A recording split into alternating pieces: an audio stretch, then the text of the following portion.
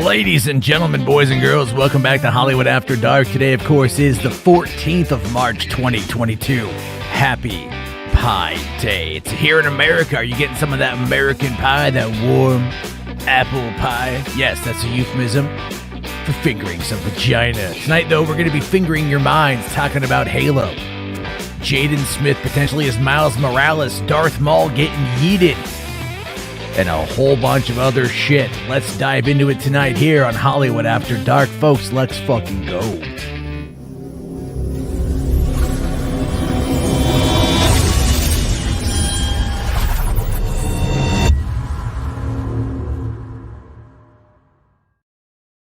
Hey, what's going on, everyone? How you guys doing? Welcome to the show tonight.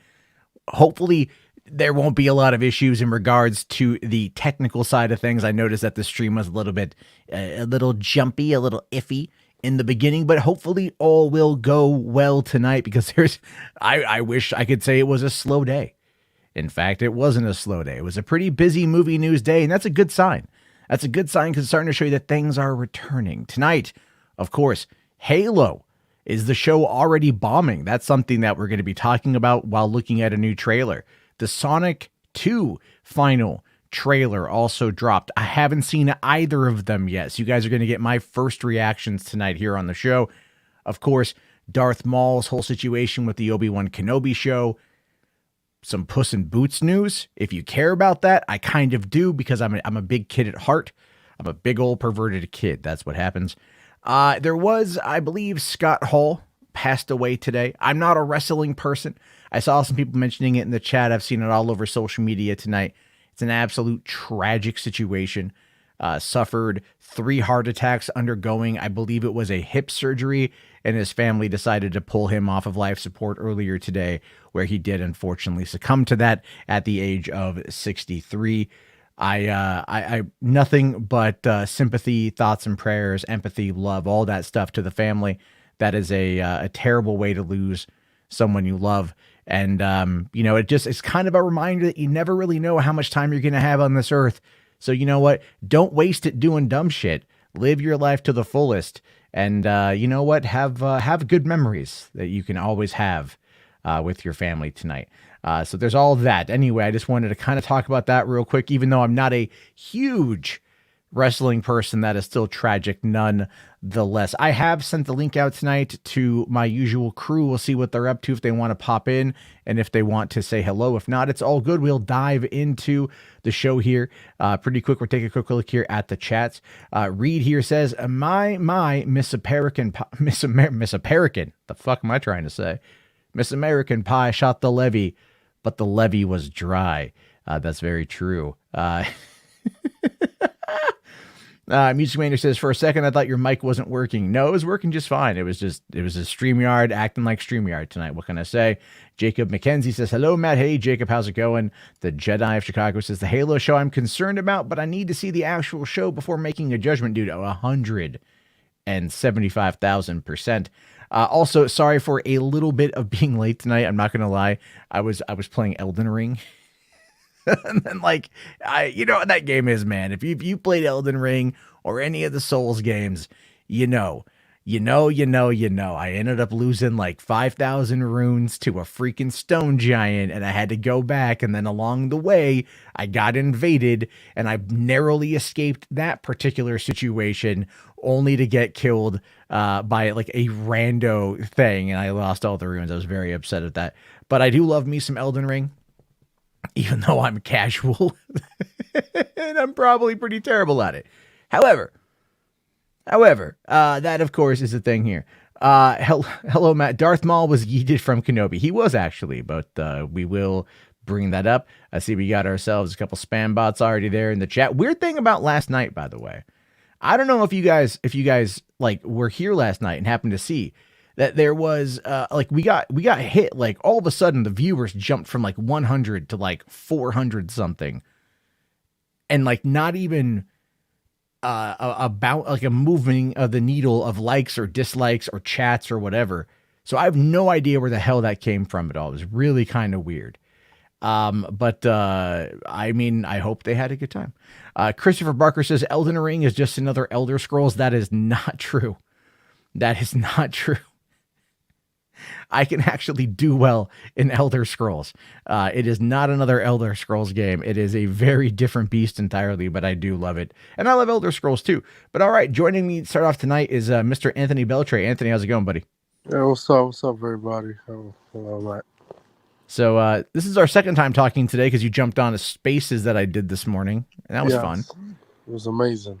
It was a good time. The future of DC. Yeah, I was literally just in my car going like, I need something to talk about. What's going to get people to pay attention? Like, I'll talk about DC, and I won't shit on Snyder, which I wasn't going to anyway. But like, you know, it was a productive conversation, I think, in my mind. Yes. This is the thing I really wish I could do. I was trying to figure this out. I'm like, how do I export the audio so I can re-upload the audio here for people who might want to hear it? Because I think it was a good convo, and then you can't. As far as I can tell. I mean, this is a problem with like these like spaces on Twitter and like Clubhouse and stuff. Clubhouse you can, but it's difficult to navigate. And it's kind of like, I don't know if you've noticed this, but like, see on YouTube, you know, you have the opportunity of kind of like getting out and having a conversation about a whole, you know, cacophony of different topics. Oh yeah. For sure. But on Twitter Spaces, it's like basically all NFTs. You know, like how much have you noticed that? It's literally all NFTs. You just scroll through the spaces and it's all like, yeah, you know, I see it every time. It's like, why NFT? Like every damn time. I was like, okay. I mean, people's not gonna buy it, but you know. Yeah, I'm looking right now, right? Right now, trending on Twitter Spaces, Lakers. That's one, okay. LeBron James. No, it's someone. They're just talking like, oh no, how is it trending when there's only 19 people listening? A lot of these are, you know, NFL discussions. You know. Tom okay, Brady so being back, yeah, I saw that today, right? Tom Brady's like, I'm not out, I'm not done. It's like, dude, everyone wants you gone, dude. Shut the hell up. Okay. Actually, I'll be fair. Not a lot of these on Twitter Spaces right now are in any way popping in the afternoon or morning. Yeah, they're popping. The NFT crowd is in the here. Okay, I found one NFT. Here's one crypto. Here's another one. Shill your NFT / ask me anything. You know, and there's like only so few people that are even like on this thing. Honestly, maybe I should start trying to find a way to broadcast Hollywood After Dark on Twitter Spaces as well. You know, like put my phone right here and like turn it on and then just talk and it will pick it up, and then find a way to get out there to more people who just want to listen to movie news, and then you know, the type That'll of really a great idea for Twitter to do. I'm way too fucking lazy for that though. That's the problem with me. I'm super lazy when it comes down. But all right, let's see. Music Man here asks a question. Do you think accountability actually means anything, given that when you take accountability, people don't let it go or are hypocritical when it comes to asking for accountability? That's a good question. So here's the thing with that, right? And I'll just use me as a prime example. You know, people give me shit over the polar bear stuff all the time. I've obviously apologized for it. That was a decade ago. That was meant to be terrible comedy. It was very stupid. It was very dumb. But the thing is, though, if somebody just learns about it right now and they're offended about it right now, there's nothing I can do in that moment that's going to make them not feel that way or ever change that opinion. So it's kind of difficult, like in that particular regard. But in many instances, there's a reason, especially when it comes to the internet, about how you probably never want to apologize. Have you heard that, Anthony? Have you ever heard that conversation or that statement before, like never apologize? Yeah, I heard of some people. Yeah, and the thing is, like, you should apologize if you fuck up 100%, but like there's a reason why people like Scoopers will never apologize for getting it wrong. There's a reason why people like they should, because if you getting something wrong is a normal thing. Everybody gets something wrong. Yeah, sure, so, yeah. but it because everything they do is about their credibility is tied into that conversation. So if they start saying that like I was wrong, then it's like, well, what else are you wrong about? And the same thing goes for, let's say, like, and there's another extreme, like let's say with like Geeks and Gamers and the Fandom Menace and whatnot. Like Jeremy will never apologize because his audience, for one, doesn't want him to. And if he apologizes, that's showing weakness. And a lot of these guys operate under the idea of, what's the word I want to use here? They operate under the idea of kind of like that alpha male mentality, like never say you're sorry, even when you say something so horrifically dumb that the entire internet is dunking on you for effectively being racist about the Batman. And your response is like, well, they want me dead, and you play the victim to grift more money. You know, it goes to show you that like accountability doesn't really mean shit at all. In many instances, it's a personal thing. Accountability is more of a personal thing, because like there's no way you're going to be able to like shun those guys to make them feel a certain way. You know what I mean? Like there's not enough collective bargaining power against them because they don't care. And that's the other part of it too. If you show you don't care and people can't use it against you, yeah, true, 100%. that ends up being the bigger conversation there. So it's kind of like, you know, in my case, almost like, and it's not that I want to do this specific way, but I almost have to. When people go like, yeah, but what about this? And then I kind of have to just go, yeah, and right. It's like, yeah, and, you know, like I said it was stupid. I apologized. Yeah, and like, what do you want from me? Do you want me to like kiss your feet? Do you want me to like tongue your butthole? Like, what are you asking me to do? And that ends up being the bigger problem here, is because people don't know. They just want to feel, they want to react. It's a weird conversation to have. Yeah, like sure. Christopher Barker says here, Doomcock will never apologize for his Crocker Johnson. That's exactly correct. You know, like that's exactly correct. Doomcock will never apologize. They'll never say I got this one wrong. He'll just say that the agenda changed. And that's kind of how these people operate. You know, like I like to pride myself on being an honest person. If I say something stupid, I'll own up to it. I'll probably say something stupid again because I try to be funny in the moment, and some things land and some things don't.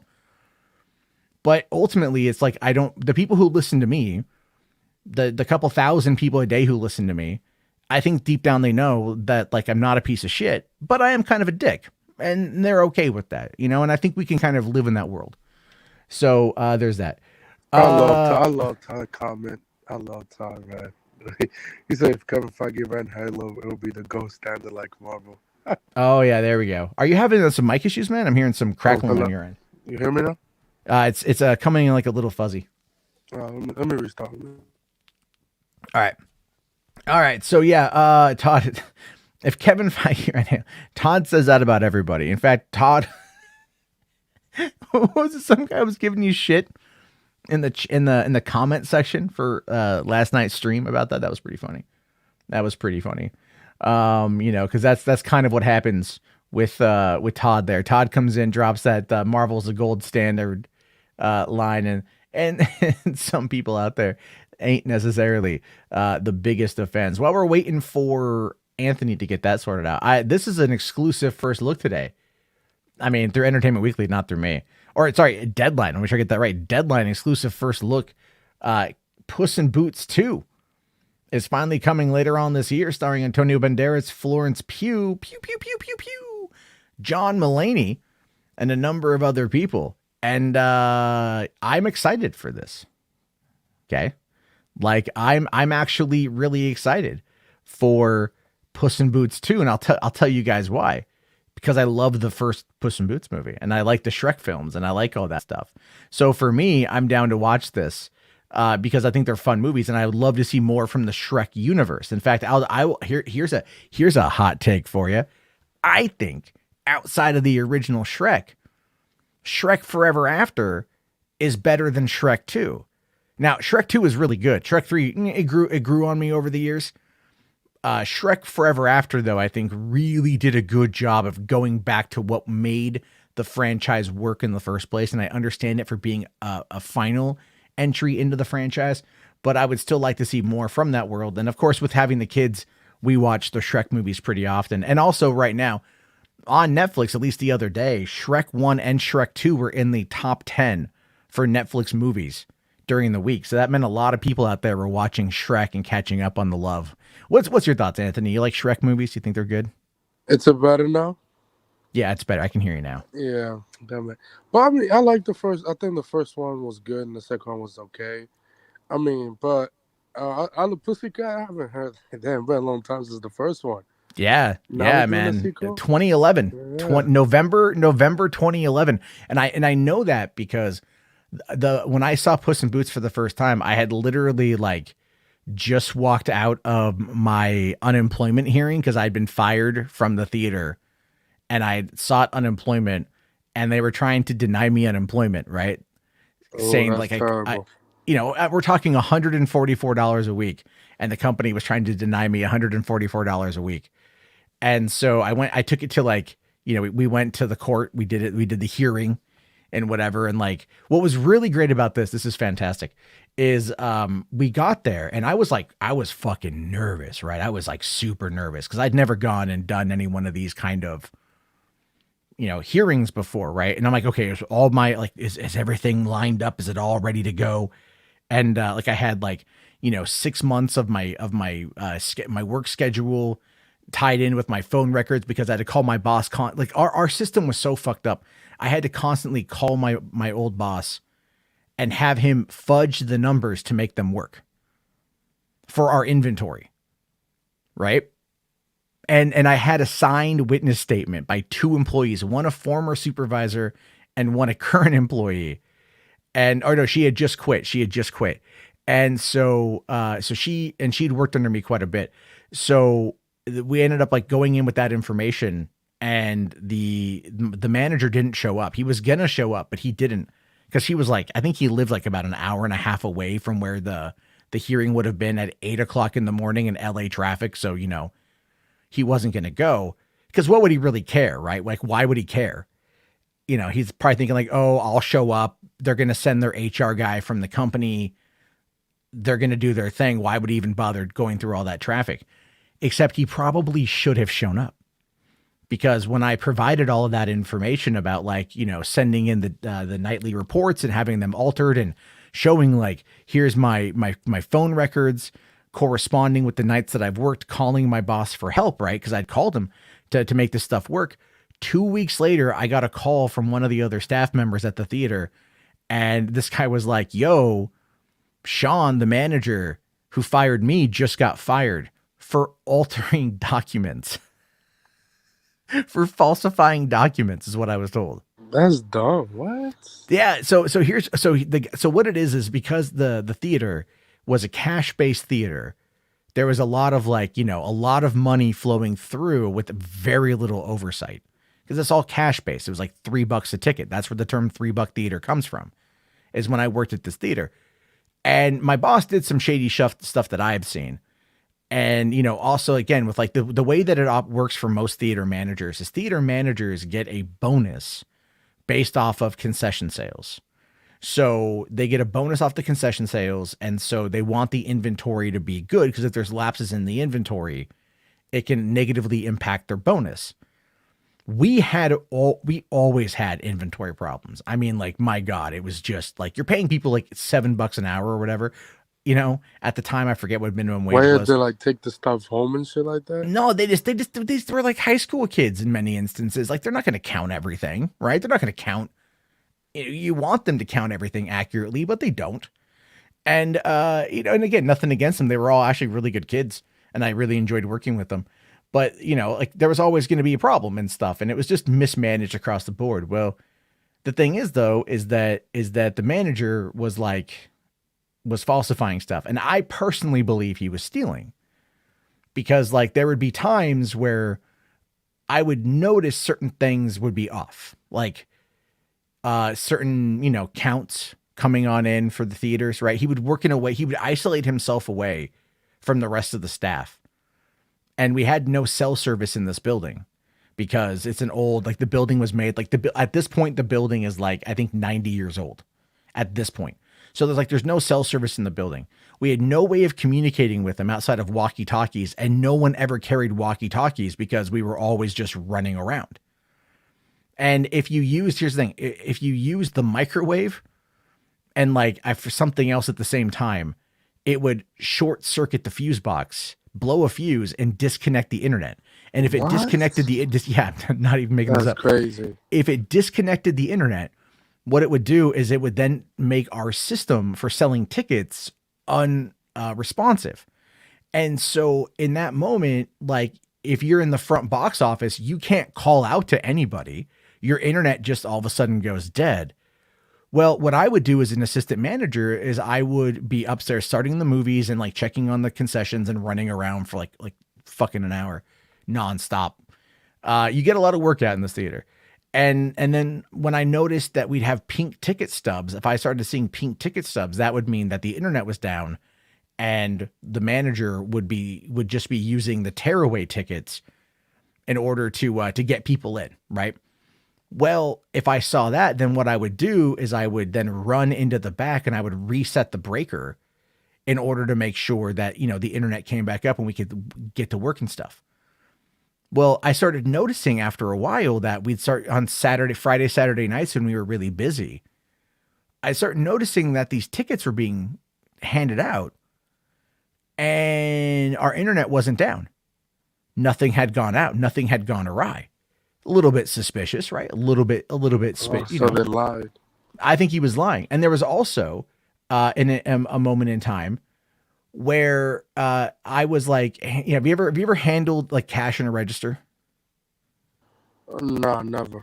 All right. So in this, so what you have is you have your bank, right? And that's usually in the safe and whatever. Like that's, you have the money that goes into the register to kick off your night. Usually it's the same. In our case, it was $300, 101s, 201s, 105s. That was basically our starting bank for the day. And at a couple different times, my manager would reach in his pocket and he would pull out $300 in cash, like $300 bills. And he would have me give him the 201s and the 105s for the bank, for the front box office. As I'm in the safe, like literally going, well, I have the bank right here. Here's the bag that we're supposed to use. And he's like, no, that's fine. And he would want me to use his money as the bank. Highly suspicious. That is stealing. That is highly suspicious. So here's the thing: is this guy gets fucking fired like right after I do, man. And I don't want to. And I had heard through the grapevine that it had a lot to do with that. And I will take that win. Because afterward, like he ended up getting a job at I kind of checked in on his Facebook, and he had gotten a job as like the accountant for like his church. And I'm like, oh man, homie's stealing. Dude, like I guarantee homie's stealing at this point. And then I looked again a little while later and he wasn't doing that anymore, but instead he was working at Disneyland as a greeter. What? Yeah. He ended up working at Disneyland. That's crazy. Because he lived in Orange, California, which is right next to Anaheim and everything. Yeah. And so I was laughing my ass off because I'm just like, when I went to Disneyland a couple years ago, part of me hoped he was there. Part of me hoped I would run into him because I would just be all like, hey, I'm the one who got you fired, buddy. If only you would have let me turn in my resignation instead of firing me, which is what I went to do. The day I got fired from the theater, I literally walked in with my letter of resignation because I was ready to go. I wanted to quit. And I was hoping they would have transferred me to a new theater that was only 2 miles from my apartment. This place was like 17 miles from my apartment. So it was a bit of a drive every day. And he had actually, the manager had come on in and kiboshed that move with the district manager because the DM ran both theaters. And and I'm like, if you would have let me transfer to another theater, they could have fired me over there, would have been fine. And you would still have your job. But instead, you made my life a living hell. And then when I went to go quit, and by the way, I was a bad employee. Like I wasn't like my managerial skills were suited for a very Wild West scenario. You know what I mean? Like shoot from the hip, get it all done no matter the cost, right? This place was a bit more structured than that. And instead of working with me in areas where I was struggling, he kind of just fed me the wolves, so to speak. So, it is what it is.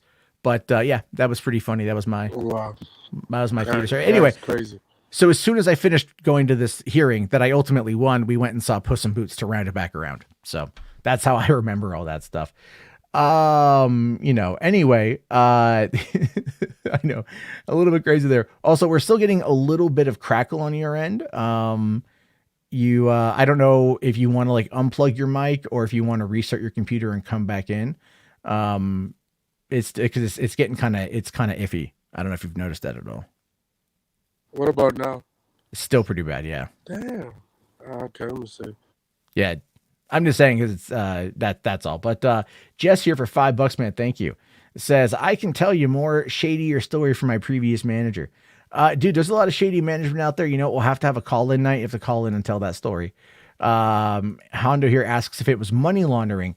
I believe so. What I think he was doing was he was doing it with spare change, because he would always buy the spare change and no one ever questioned it. We had a lot of homeless people coming in and using our theater as a way to exchange, like the pennies that they would pull. I'm not even kidding you. There was like fountain. This is in Pasadena.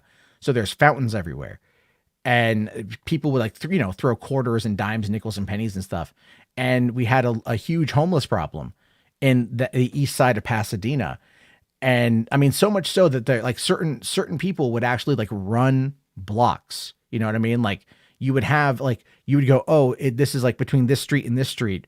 This is like this person's territory. I'm not even kidding you. We had two people. They were a boyfriend girlfriend couple named Hala and Hollywood and Hala. And Hollywood was like an older black dude. Hala was an older black lady. They were fine. They were fun. They were absolutely on drugs like 95% of the time, but they were always cool. They would come on in and stuff like that. We kind of actually, believe it or not, we kind of used them. Use is not the right word, but we had a bit of a partnership in any case. If there was like ruffian or kind of like troublemaking people that were nearby, because we would occasionally get the more mentally unstable people would be kind of coming by. They would kind of run them off the block. In exchange for that, we would let them use the bathroom. We would let them, exchange their coins and whatever. But then the manager would go and buy up all the coins, and he would take them home and he would store them home, right? He had he had all these containers full of coins at his home that he would use to pay for like vacations and stuff. And so the working theory I had was that he was taking the coins, and that was how he could be effectively, essentially, in my opinion, potentially money laundering. I just want to make sure I get that out there. That's my opinion, based upon what I saw and how I think he was doing it. It was very weird how the whole thing went off, right? So it's pretty crazy. Yeah. Hans is calling night for bad management. Yeah, we should do that one night. Maybe Boulder Talk Radio. We could get that over on Boulder Talk, like Bad Management Friday. Has your supervisor ever fucked you over? Come and tell the story. All right, let's see here. John says in Vegas, the homeless now hide under a blanket to avoid the cops. Yeah. Yep. That's I've seen that happen too, man. I've seen that happen too. People, I mean, again, I'm not trying to disparage the disenfranchised people of our society. I think a lot of them need a lot of help. What I mean is, though, they'll make whatever deals they can. So there's that. However, all right, why don't we move on into the next little bit here, because I know Anthony.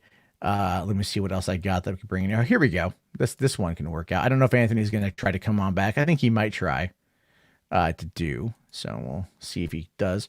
But what we got right now, apparently, according to Sam Raimi, this has popped up in an interesting conversation today, and that is him saying that he would love to make a Batman film, saying if I ever saw the bat signal up in the air, I'd come running, because I think Raimi would make a very interesting Batman film.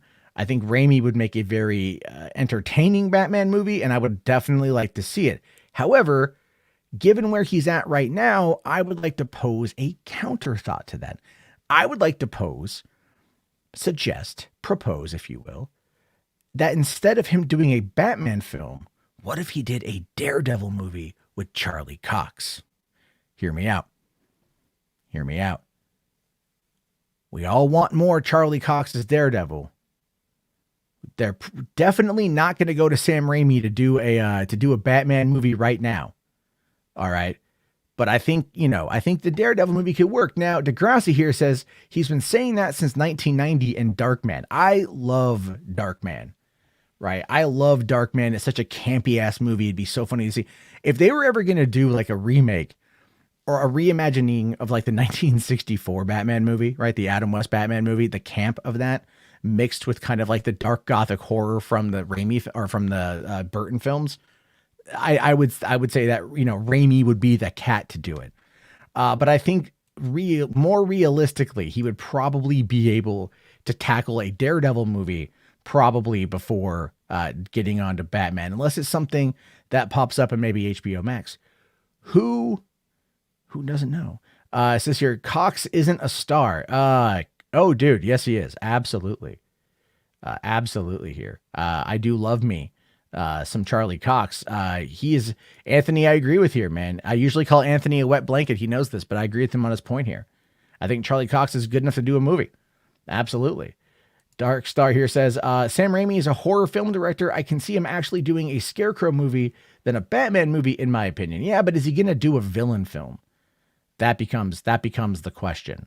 You know what I mean? Like, is he going to do a villain film? Like he did. To be fair, Oz the Great and Powerful, I didn't really care for. I liked Drag Me to Hell because it was campy. I recently, a year and a half ago, I saw Army of Darkness and Evil Dead at a drive-in on a double feature, which was like fucking amazing. And I loved going to that thing. And, Raimi is a fun director. So that's going to be a lot of fun there.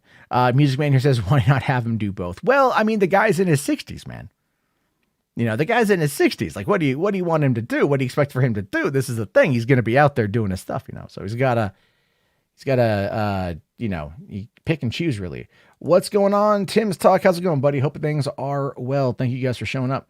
And then I guess not tomorrow night, but the night after that. So 2 more sleeps, guys. Tonight and tomorrow night. 2 more sleeps until all of the Netflix shows finally come to Disney Plus. And then the question becomes, how does Disney tackle all of the violence and horniness of those shows? Because they're going to be bringing up now, Anthony, the parental controls of Disney Plus. And I'm really wondering how that's going to play with people. Have you paid attention to any of that at all? I think people should stop complaining. They should, about the parental control thing. Sure. But I'll tell you, you know what I saw last night, and I saw people complaining about this, and I was laughing, right? So, how we talked about Sean O'Connell, and he did that Turning Red review where he said it wasn't really for him, and, people got like really mad at him for having an opinion. Well, if you head over to Rotten Tomatoes and you look at Turning Red and their user scores, the movie only has, maybe it's gone up. The last time I looked at it, it had about a 66% user rating. And a lot of the complaints were, this movie is too horny for Disney.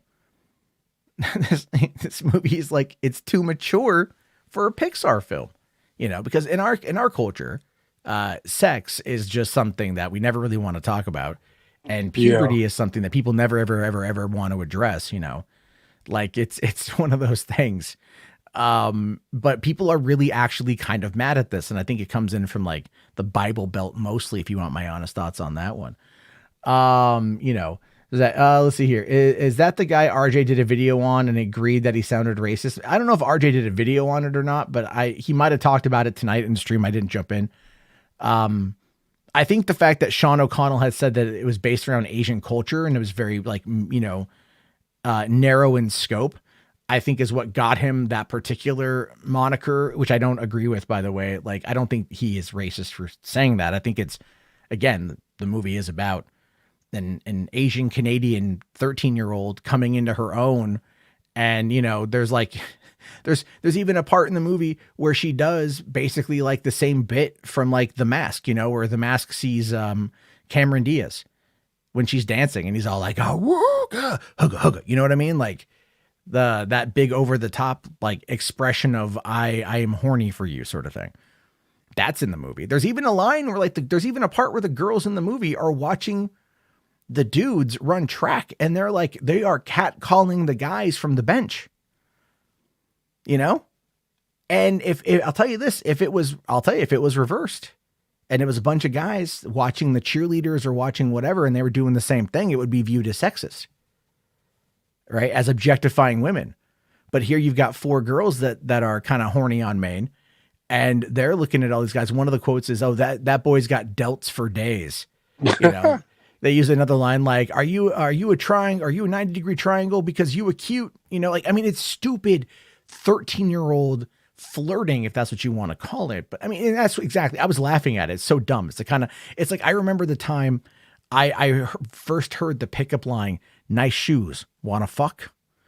You know what I mean? I'm not comparing the two necessarily, but what I mean by that is something that's so like, what? You know what I mean? It's like, who would ever use this in any serious, you know, like conversation? If you're going to flirt with somebody, you know, say like, you know, walking up to, have you ever heard the one, you walk up to a woman and you just go like, yo, baby, did it hurt? I know a couple of people who've done that before. Yeah. Like, what hurt when you fell from heaven? It's like the stupidest fucking line. It's the stupidest damn line. But like, people laugh at it because it's kind of cheesy. And I guess in the right environment, it can work. But in this movie, they were doing that. And I just thought it was pretty funny. But, you know, again, people are like kind of really attacking this film. Let's see. The Watcher here says, sounds hypocritical when Disney has been putting secret horny references in every Disney movie since Disney's been around. I mean, obviously, that's a big thing. You know, if you've ever seen the show Bob's Burgers, man, the funniest thing about Bob's Burgers is that Tina, the 14-year-old, is, again, like the main character, Malin Lee, from Turning Red, unapologetically horny. There are entire episodes dedicated around her blossoming nature. You know, she writes erotic friend fiction where it's not even like sexual, but it's like, you know, all about butts and stuff because she's really into butts. That's what gets her going, you know? And so it's like, but it's played up as an ongoing joke. And I'll tell you this though, this is how you know that people are kind of just like blowing their, you know, they're kind of just being dumb to be dumb. In these scenarios, especially in Bob's Burgers, guess what? It's treated as normal. Right? Like her family doesn't shame her over it. They understand that it's like a natural part of teenage progression, of making your way through adolescence. They know this and they're okay with it. They don't necessarily 100% embrace it, but they don't shame her over it. And that's kind of the thing I really enjoy about Bob's Burgers. But in Turning Red, it's the exact opposite. Like her mother is just Didn't they make a Bob Burger movie? Yeah, that's coming sometime very soon. I think May. And it's going to be 2 years past its original release date because of COVID. Sons of bitches. Oh, it's going straight to Hulu? No, it's going to theaters. But it was supposed to come out in March of 2020. Wow. It is. The Watcher says, bruh, Bob's Burgers is the GOAT. Oh, it is. I watch it every day. We literally watch it over dinner every single day. I watched the first season, then I drop out. I keep watching. It gets better. Season 2 picks up, man. Season 1 was finding its footing. Season 2 picks up. And we're getting the mic problems again. I don't know what the hell's going on. Damn, StreamYard, you trash ass mother. It might, yeah. Let's see here. HRs are $5, man. Says Disney and Warner Brothers pull movies from Russia, but China is great. Well, they rely on that Chinese dollar. I will say this though, if China, and kind of touching in on the whole situation with the the Ukraine thing, if China decides to start, backing Russia militarily speaking, which there's been requests for that, and they haven't done it thus far, then at that point it's going to cause problems between the U.S. and China relations, and that could lead to a sanctioning war, and we don't want that either because that's gonna be that's gonna be bad for everybody, to be fair. But there's a lot of hypocrisy that comes along with this stuff. Geeks here says, I love Bob's Burgers. I've been watching it every night. Hell yeah, dude! It is fucking 12 seasons of awesomeness. So here's another part we can kind of get into. We touched upon the Raimi bit. Have you seen today the Moon Knight teaser that popped out? No, not really. Okay. Yeah. Oh man, I'm just getting nothing but static feedback from you, man. What the hell's going on? Here, we'll bring this up. And there's a new 30-second spot that has popped up. Stephen, you weren't supposed to see any of this. What are you? You sure you want to know?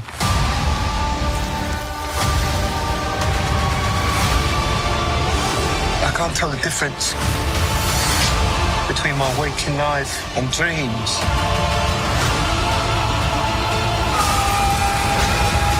My like some sort of secret agent. It's a little more complicated than that. Marvel Studios' Moon Knight, only on Disney+. All right, that looks pretty good. I mean, for the very small amount that we got to see there, there's been a couple people that have talked about the seeing the first 4 episodes, and the overall talk has been good. It's been positive. It's been we haven't seen anything like this yet. It's all that shit, right? It's all that shit. We know this. We know the general storyline. We know what people generally say about this kind of stuff. But I think, you know what, man, like, look, looking at this thing, for what we're going to get out of this, it's going to be Oscar Isaac giving a very good performance. I am hoping for a fair amount of violence. I mean, it looks like it. I don't know if we're going to get a lot of blood, but I kind of feel, look, and I'm being fair, I kind of feel that looking at this whole situation, like with the Marvel Netflix shows coming to Disney Plus in just 2 days, them upping their having the parental controls. If this show is going to tie into that, right? If that was one of the reasons why they decided to put it out like that, I'm really hoping that's the case. I'm really hoping that we end up getting to see something that is going to live up to what the character is in the comics, how violent the character is. Because look, you cannot have these characters and not have a little bit of violence. H. Bart's here says Moon Knight episode 1 is 50 minutes. Episode 2 is 3 minutes. That does sound about right for that does sound about right for Disney. But all right, Anthony, let's try this again, buddy. Let's see. You're hyped for Moon Knight, I'm assuming. Yes, I am. It's going to be a fun one, man. It's going to definitely be a fun one. I think it's the more I see, the more I'm interested. And at first, the first trailer, I mean, not to say that it didn't wow me, it did wow me, but it was one of those things where I'm just like, yeah, all right, we'll see how it is. We'll see how it goes. But this looks, I'm getting a bit more hyped as we go on. I'm getting a little bit more excited. Punisher makes a cameo.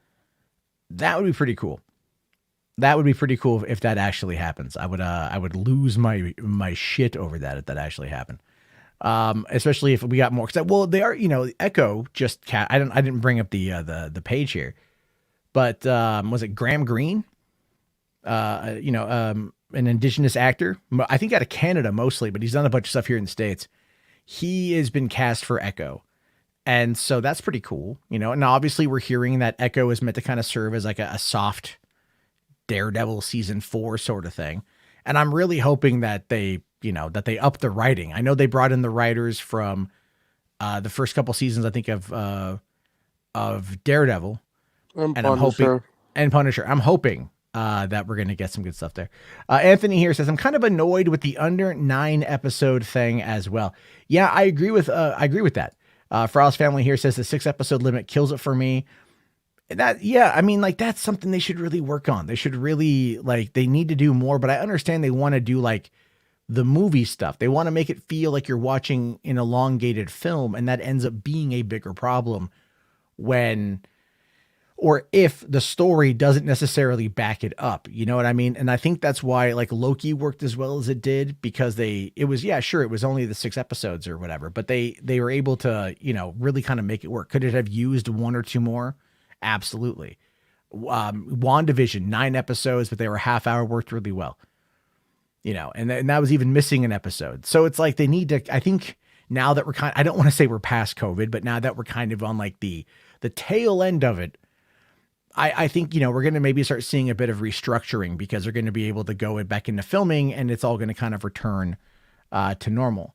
H. Bars here says Hawkeye would have had a good ending if Burt and Birdie would have directed the last episode. I believe so. I don't know what happened with that season finale, man.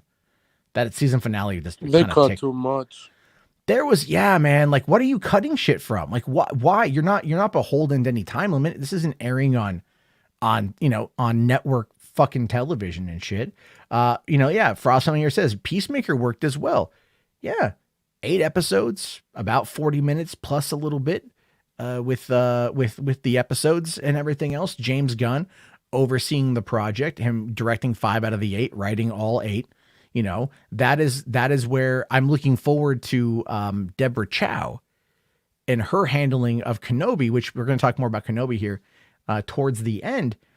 But, you know, a filmmaker driven show should be interesting. I'm just hoping that like Marvel's got to figure that out. And that's kind of right now, maybe their one, I would say maybe like their one downside, real downside is that, you know, is they haven't cracked that nut yet. I think they will, but it might take a little bit of time, especially because they're trying to tie, I think Secret Wars, She-Hulk, you know, this year, I think year 2 is going to give us a lot more stuff. Are you excited for what's coming out this year? Not from Ms. Marvel, I'll tell you that. Oh yeah. Well, is it because like they're making her like I Dream a Genie? Yeah, and you're not gonna have Inhumans involved, which is a terrible idea. Well, yeah, that is definitely a problem. The lack of Inhumans. But you know, and I know that that's the Terrigen is very core to her character. But I mean, Feige's scared to use them. I get it. It's not that he's scared to, I mean, the thing is, man, like Ike Perlmutter set them the fuck back because they were brought up in Agents of S.H.I.E.L.D. They were meant to be a core plot for Agents of S.H.I.E.L.D. to tie into the movie. The movie got canceled, turned into a terrible ass TV show. Agents of S.H.I.E.L.D. was removed further and further away from standard MCU canon. And it ended up just being, you know, this mess towards, you know, leading up into Feige taking everything over. And maybe that's kind of the problem as fans. We're just like, we're just kind of waiting for that connectivity, but it's going to take a little bit of time to get there. And they also like have to keep coming up with new things. So, I mean, you know, instead of look at last year, we had 4 Marvel studio films and we had 5 TV shows. You know, I mean, there was literally like, the only month of last year where there wasn't Marvel content was literally May. And if you count the very first trailer for Eternals as being new Marvel content, then they had stuff to come out every single month. But H. Bryce here does make a great point for $2. Thank you, buddy. Says Feige would never greenlight Joker or the Batman. See, here's the thing with that though, man. I'll disagree. I think he would. Yeah, I think he would. But the problem though is that it's not necessarily him. It's who does he report to? That's what you got to remember here, man. Who does he report to? You know, like he reports to, Chapek now. He reports to, you know, there's Alan Horn, although I think Alan Horn is now gone. So Alan Braverman is now the one in charge. And that ends up, you know, that's who he reports to. And so they've got to really, you know, they've got to really put this stuff together in a way that's going, you know, to like mesh well with the ecosystem. And I think now that they've I think, sorry, this fucking thing here, hot chicks with sweet honey mustard chicken thighs. It's caught my attention. What the fuck? That broke me. That broke my rant. Thank you. But I think, yeah, anyway, they have to find a way to make it work within the synergy of the company. And I think that, you know, I with the parental controls and with Fox with 20th Century Studios and everything else, I think Deadpool is going to be kind of what they do with it. I think Deadpool is going to be like an R-rated movie, but it's also going to be like easily cut down to a PG-13 rating outside of of Western society. Does that make sense? 100%. Yeah. Well, I'll tell you this. You know what? I one of the very first times that I ever saw, I think the very first time I ever saw Grace Randolph was when she had done a video talking about how Deadpool should be PG-13. I think for China. I think she said for China. Like, cut it down to PG-13, get it into China or something along those lines. Or it was something about that. She said there should be a PG-13 version of it. And everyone eviscerated her. Everyone called her. I called her out. A bunch of people called her out. And the movie went on to go do $800-900 million as an R-rated film, I think. It did, you know, so everyone was kind of laughing at her. But the thing is like, in a lot of these countries, as this stuff kind of, you know, expands, they can push the envelope on violence and language and sex Blade is so not far. rated R. Which one? Blade. Blade should be rated R. I think RJ saying it shouldn't be is I don't agree with that. I just really super do not agree with that, because it's like, no, I think Blade can be rated R. I think that there is a number of good reasons to make some stuff rated R. And if you have the ability and the money is there, then absolutely fucking take it. But these companies are afraid. Let's see here. HBart says, did you see people were mad that Batman had no post credit? It kind of had a post credit, right? Joker was it? Joker. Well, I mean, Joker didn't have a post credit scene. I'm talking about the Batman with Riddler and the Joker in it. No, well, but that's not a post credit scene though. That was at the end of the movie. It's a teaser to the character though. Well, I mean, yeah, but it's a teaser, sure, and it should have been maybe at the end, but it was having the Rattata website being brought up. That was the teaser, because everyone was talking about that for days. As it was slowly building to 100%, and then it wasn't. I mean, I don't know what they had in mind. So is that? Oh yeah, sorry, spoilers. Sorry, buddy. It's whoopsie daisy. Anyway, let's move on to talk about another Batman related topic here, because this popped up today as well. J.K. Simmons teases that we will see much more of Commissioner Gordon at home in Batgirl, which is something that we have. He means Gotham. Yeah. What do you mean? He means no. We're going to see more of him in Batgirl, because he's in quite a bit of Batgirl. Yeah, true. Yeah. So it's like he's definitely going to. I'm looking forward to that as well, because it's going to be interesting, especially if for the flashback sequences showing a younger Commissioner Gordon, before he became commissioner, are we going to see him? And is it going to be, it's Keaton's Batman, so that's wild. What exactly is going to meld the universes together in order to make this amalgamation a reality? I don't even fucking know. Batgirl probably will come out in July of next year. Probably. I'm pretty sure that it will. It seems to me, I would say that most likely, yeah, they're gonna probably try to delay it a little bit to give it more time. And the thing that kind of sucks about that is the way I feel like they need to play catch up on HBO Max. They really need to play catch up on that. And if they delay Batgirl to next year, it's like, all right, well, they're just kind of like, they're very much just kind of screwing themselves, I think. Yeah, we haven't heard nothing from Green Lantern either. No, there hasn't been anything out of that. I mean, they cast some of the people in the movie, in the show. Like 4 people so far. But they haven't, as far as I know, they haven't announced any kind of showrunner. Maybe I'm wrong. They have. I haven't read it, or when they're going to go into production. It's like they paid J.J. Abrams all that money a number of years ago for an exclusivity deal, and he hasn't done a fucking thing. And I don't know if COVID got in the way of that or whatever, but he hasn't done anything. The contract should be in the next year, I believe. Well, we'll probably get more stuff very soon at that one here. But we got an HBart's $5 super chat. Thanks, buddy. It says, if Affleck survives, then the flashback with Keaton is confusing. Well, I mean, yes, it would. But HBart's, I'm just going to channel my inner RJ at this point, because he's not here, but I'm just going to channel my inner RJ, and he'll be all like, but the multiverse, which is probably what he would say, to be fair. I mean, Michael Keaton should be DH if he's doing a flashback.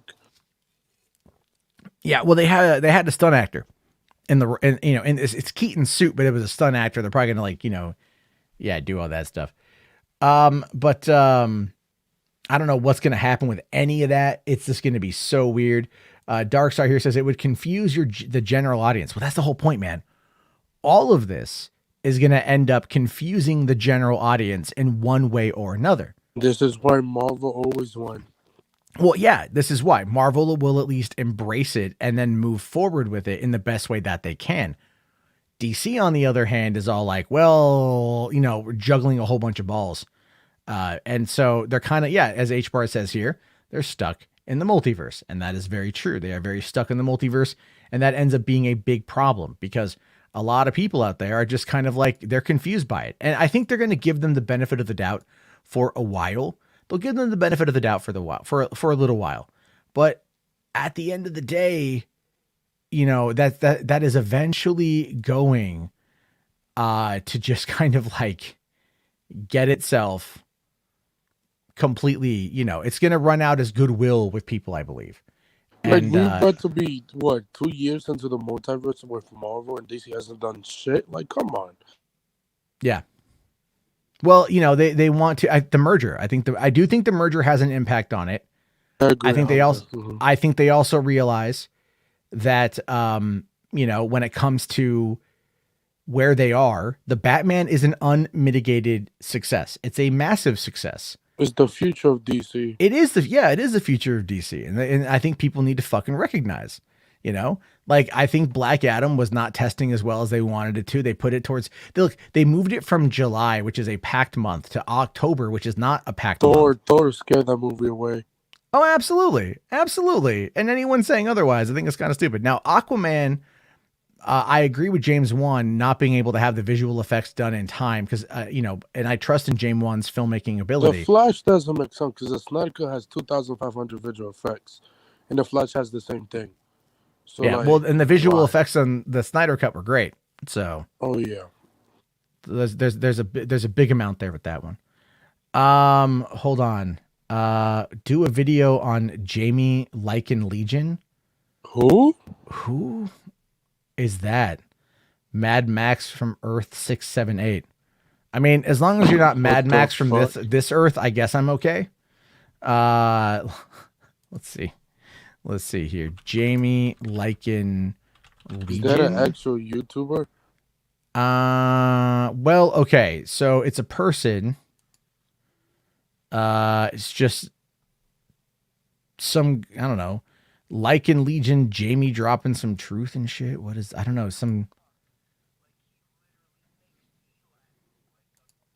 I don't know what the fuck this is. It's like, I looked up a video on it. I don't know what the fuck. I don't care.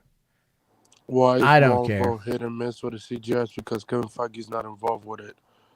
Well, the CG is, come on, let's be fair. CG for the most part is like, it's fine. It's fine. People on Twitter be like, I know about CGI more than Marvel. I was like, shut the fuck up. Kind of. Yeah, I know. I've heard that too. People, they get all bitchy about it and shit. And you're like, shut the fuck up, man.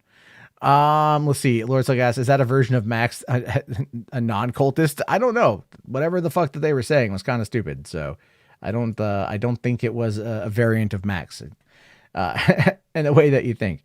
All right, let's see. Degrassi says, when they already have your money, they don't need to pander to you. That's kind of, I'd say that's pretty accurate. When they definitely already have your cash, they don't need to do that. Yeah, but all right, why don't we keep the show running? Because I again, school in the morning, gotta kind of wrap it here in a little bit. But we got a Harley Quinn spinoff, Kite Man, is in the works. I was like, what? Why? But then I was like, oh yeah, I forgot he's funny in the show. Makes sense. Yeah, Kite Man is awesome. So I mean, a lot of people out there love Kite Man. Rest in peace, and he died in Peacemaker. God rest his soul. yeah. I think that's going to probably be brought up in the show. But anyway, this show is going to be kind of like Cheers for supervillains. The show is going to be set in a bar called Noonan's, which is based on a hitman of the same name. And it's going to feature, like Bane and all the villains from the show are going to pop up in a number of different ways. And if they're treating it like it's Cheers, if they're treating it like it's that, I think this is going to be pretty good. Lord Slug here says, I thought it was live action. Why would you think it was live action? He's dead in Peacemaker. That would have made sense. Yeah. I mean, there's that. Yeah. Reed here says, so like how it should have ended. I mean, sure. There is that one series on YouTube about from how it should have ended. Like it's something End of the Pub or whatever the hell it's called. Like the villains from different movies and stuff hang out there. It's owned by Palpatine. I've seen it. It's absolutely all right. And I think the bigger problem though is like, look, this is going to be, I think, an easier show to make. Is this going to be like Cheers, but with Batman characters? Like, fuck it. It's funny. I think, and I'm absolutely, I'm 100% on board with it. 'Cause I do want more okay, look, a lot of what's been going on with DC stuff is really the Harley Quinn is a great show. We need to get Harley Quinn season 3. It needs to be out. H. Bart's here says Razzmatazz, Todd.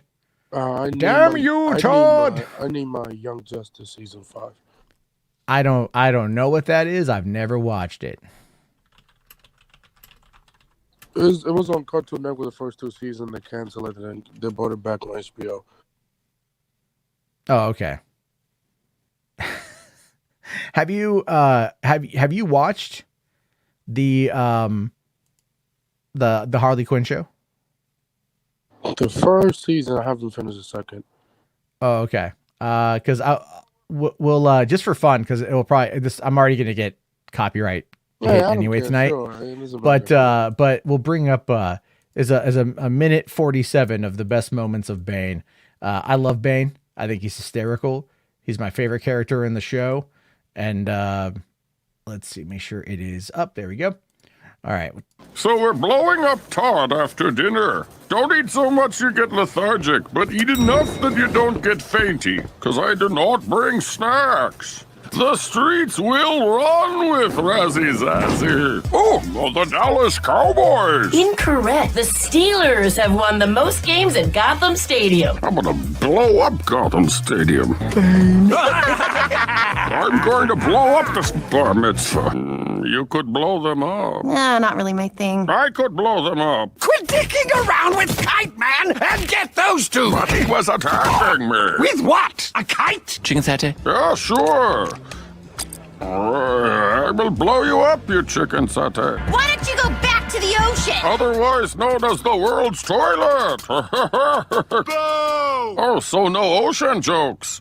It seems like politically correct culture is killing the comedy. Why don't you go find the crazy bitch table? Spoiler, it's not a real table. That was implied. You are a lying liar. Okay, yes. This is where we get approval for the use of Legion resources like goons and getaway cars. And explosions. I have no idea what the fuck explosions are, Bane. Is your card the 3 of Hearts? No. Fuck. Because you are young. The road to maturity is a long one, Joshua. Ah! God damn it! Who put that there? Your beef looks good. Fine. I might finish that. Well, then what are we doing? Todd must pay for what he's done. Let's see whose name is Bane now, Todd! Oh man, I fucking damn. love... I'm surprised Tom Hardy voices in the show. Oh, it's fucking hilarious, dude. It's great. It's Bane. Bane is fucking like GOAT, dude. I love Bane. Absolutely, very excited to see whatever comes. Anything more with that in that world, I very much want to spend time in. So I think it's going to be a lot of fun on that. Born in the darkness. You merely, yeah, I was born in the dark. You merely adopted it. But hey, we by the way, folks, we've just cracked the 100 live viewers. Please smack the like you're clapping cheeks, baby. One clap, one like. One clap, one like. Thank you all very much. 100 people watching tonight. Thank you guys. Why don't we move on to something that I think a lot of people out there are really excited for, and that, of course, is Sonic 2. Have you been following anything with Sonic 2? Oh, the first one is amazing. Okay, if you would have said trash, I would have booted you. I'm just saying. I saw it. It was the most highest movie in 2020. It was it was good. I was surprised at how good it was, to be fair. And I recently watched it again, as I've said, and I think it's fantastic. I fucking love it. But the final trailer for the movie came out. It drops in just a few weeks. We're going to be getting the full Sonic 2. I haven't seen this trailer yet. So this is my first time watching it. Rest in peace to Morbius. Yeah, it's gonna lose out to this thing. It's gonna be like everybody's like, it might be Mobius #1 of the box office. Sony riding high. The next week, Sonic the Hedgehog 2 just cock slaps it. Sonic opened with $50 million. I'm gonna say 80 to 90, man. 80 to 90 is what I'm thinking. That's what I'm thinking. 80 to 90. We'll have to wait and see though. All right, let's keep going. Oh, great, the Winter Soldier. Marvel reference? Well, it's Sonic. These rings signify the commitment. So help me, Tom. Hey, the guy from Perimeter Mine. Life or death situation. I need you to use the ring to save me, like right now. Oh my God. Oh boy. Hawaii. I just hope we're not too late. Oh Lord, there are two of them now. What's happening? Okay, quick version. Robotnik is back. I discovered the source of ultimate power. We need to get it back or the world is doomed. You brought some kind of space porcupine. I am an echidna warrior. Hedgehog. It's time to say goodbye to humanity. Welcome to the new norm. This is your moment to be the big hero. Bad time to say this, but I don't actually have a plan. Hey, you got a little something on your... Someone call an Uber? It's cold in here. Let's turn up the heat.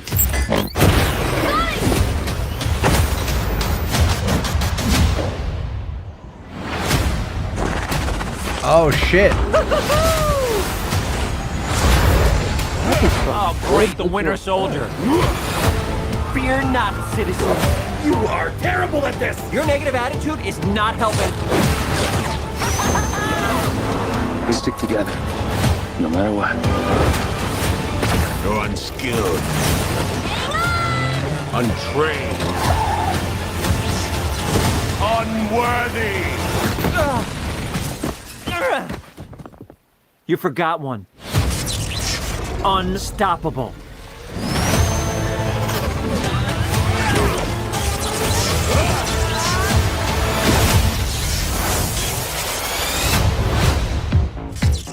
Stand still and die!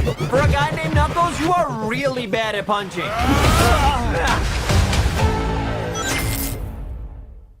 All right, so gotta say, absolutely fuck yes. Fuck yes. Amazing. I'm so fucking excited to see this movie, dude. There we go. Pause that. Get it up there. I thought that looked amazing. I am Where's very... the Pikachu universe, man? Like, I mean, well, that was the Detective Pikachu. I hear they've been talking about working on another one, right? They've been talking about working on on another, Pikachu film and whatever else, right? Like, I think that's going to be connected something to like the Sonic universe. Well, they're not the same company though. Oh yeah, that's true. Pokemon Company and Capcom are two different things. Or sorry, Sega, not Capcom. I don't know. I got that mixed up. Please don't kill me. For some reason, I thought he Mega got it Man. wrong, All right. guys. Come on, I got it wrong. But I caught it right away. That's how it works.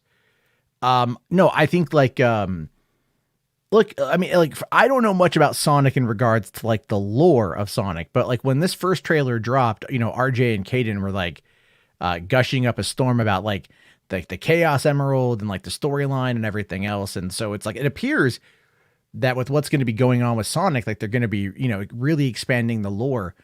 And that could be pretty fascinating. I think that's going to really work in with an audience because you can already tell this thing's going to get a sequel. This is Paramount big hit.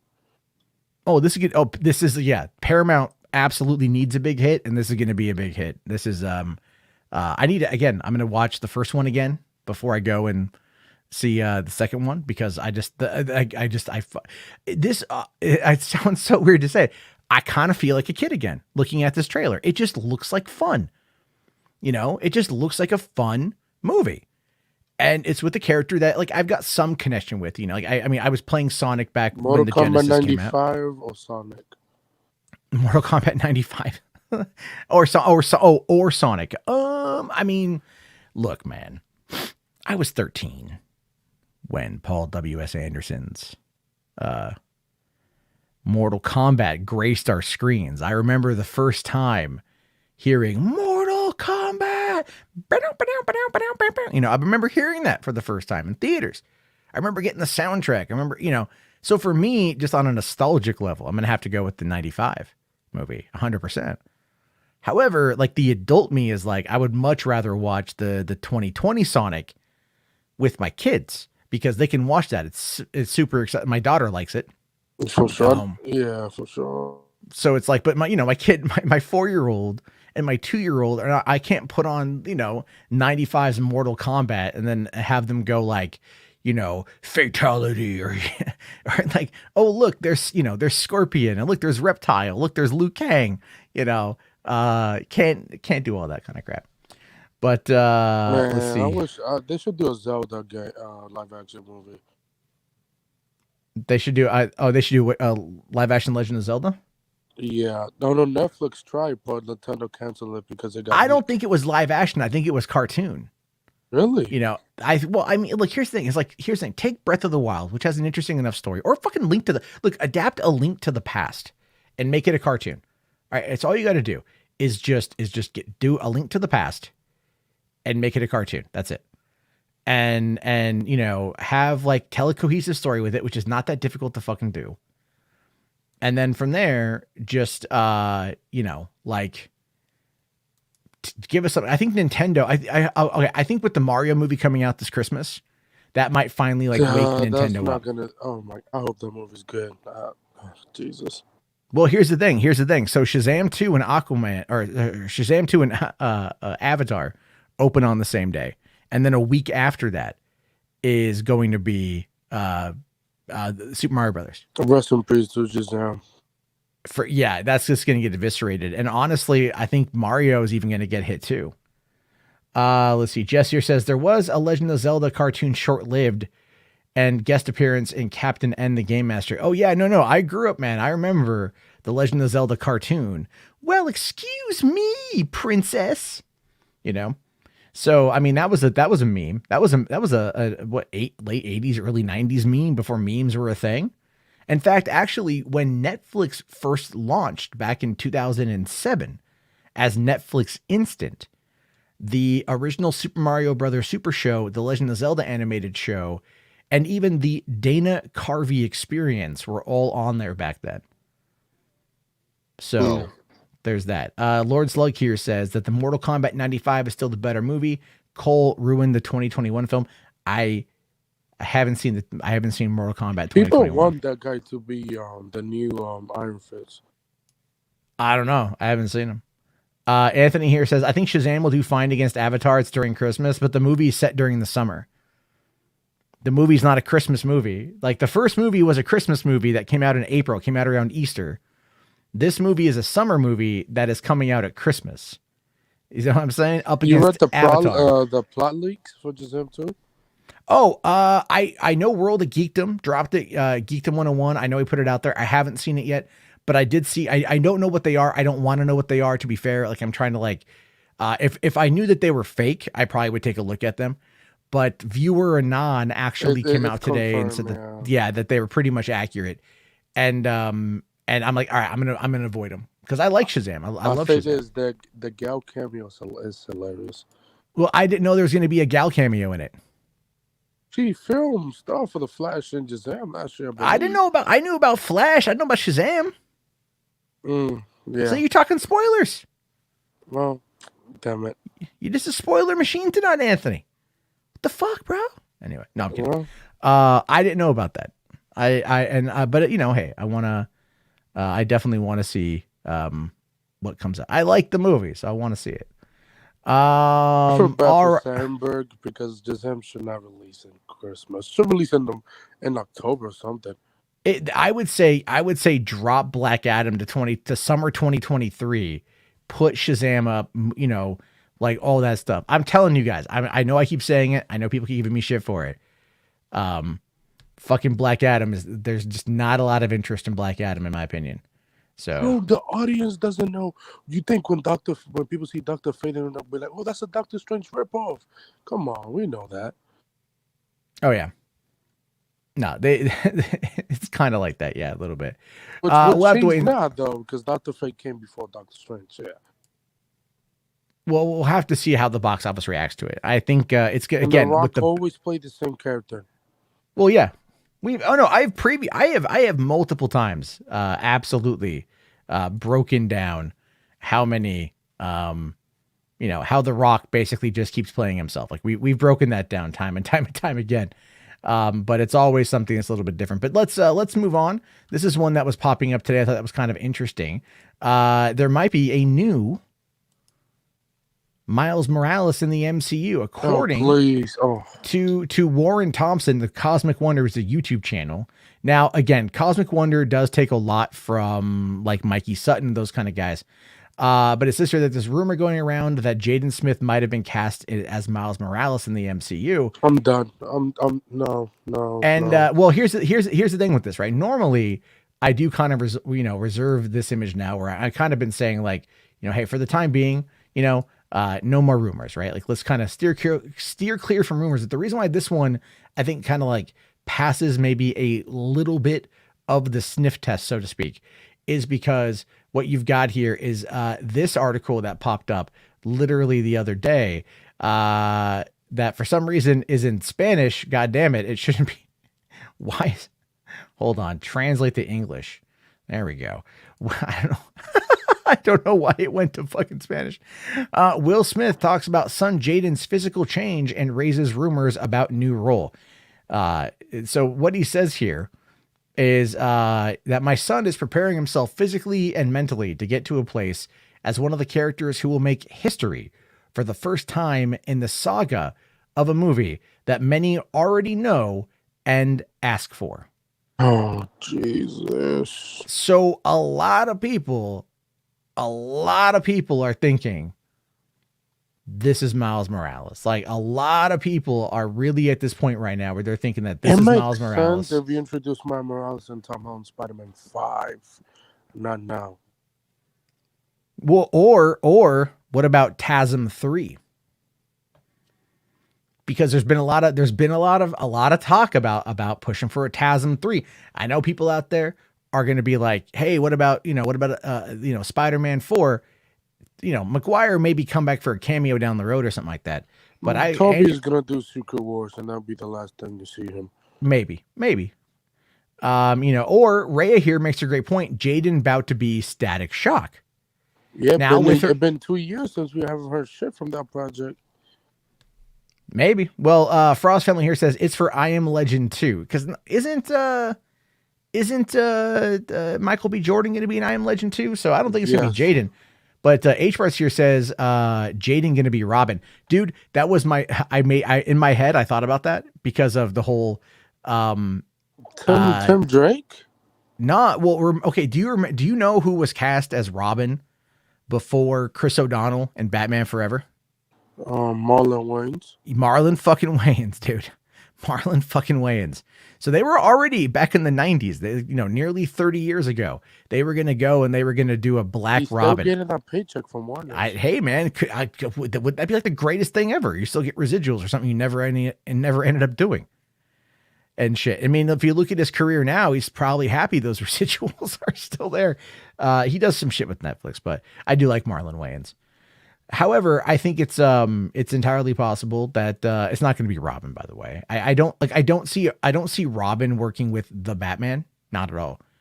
Not for like 15 years, But I can see Robin. Pattinson makes sense, but for Jaden, no. I mean, I think it's going to be Miles Morales. I don't think it's going to be why. Look, I'm telling you, if it's up for, because there's already been talks, there's been rumors for a while about how. It's entirely possible that they were going to do, Jaden Smith as Miles Morales. Like I heard this a while ago. And I was like, I don't think Jaden Smith is that good of an actor. I think he's kind of a weirdo in many instances. Like it's kind of like how how Ezra Miller's public persona is like really fucking weird and they want to keep him away from the spotlight. Jaden Smith is like about that as well, and that's kind of the whole thing. Is like he's kind of like he's Will Smith's kid.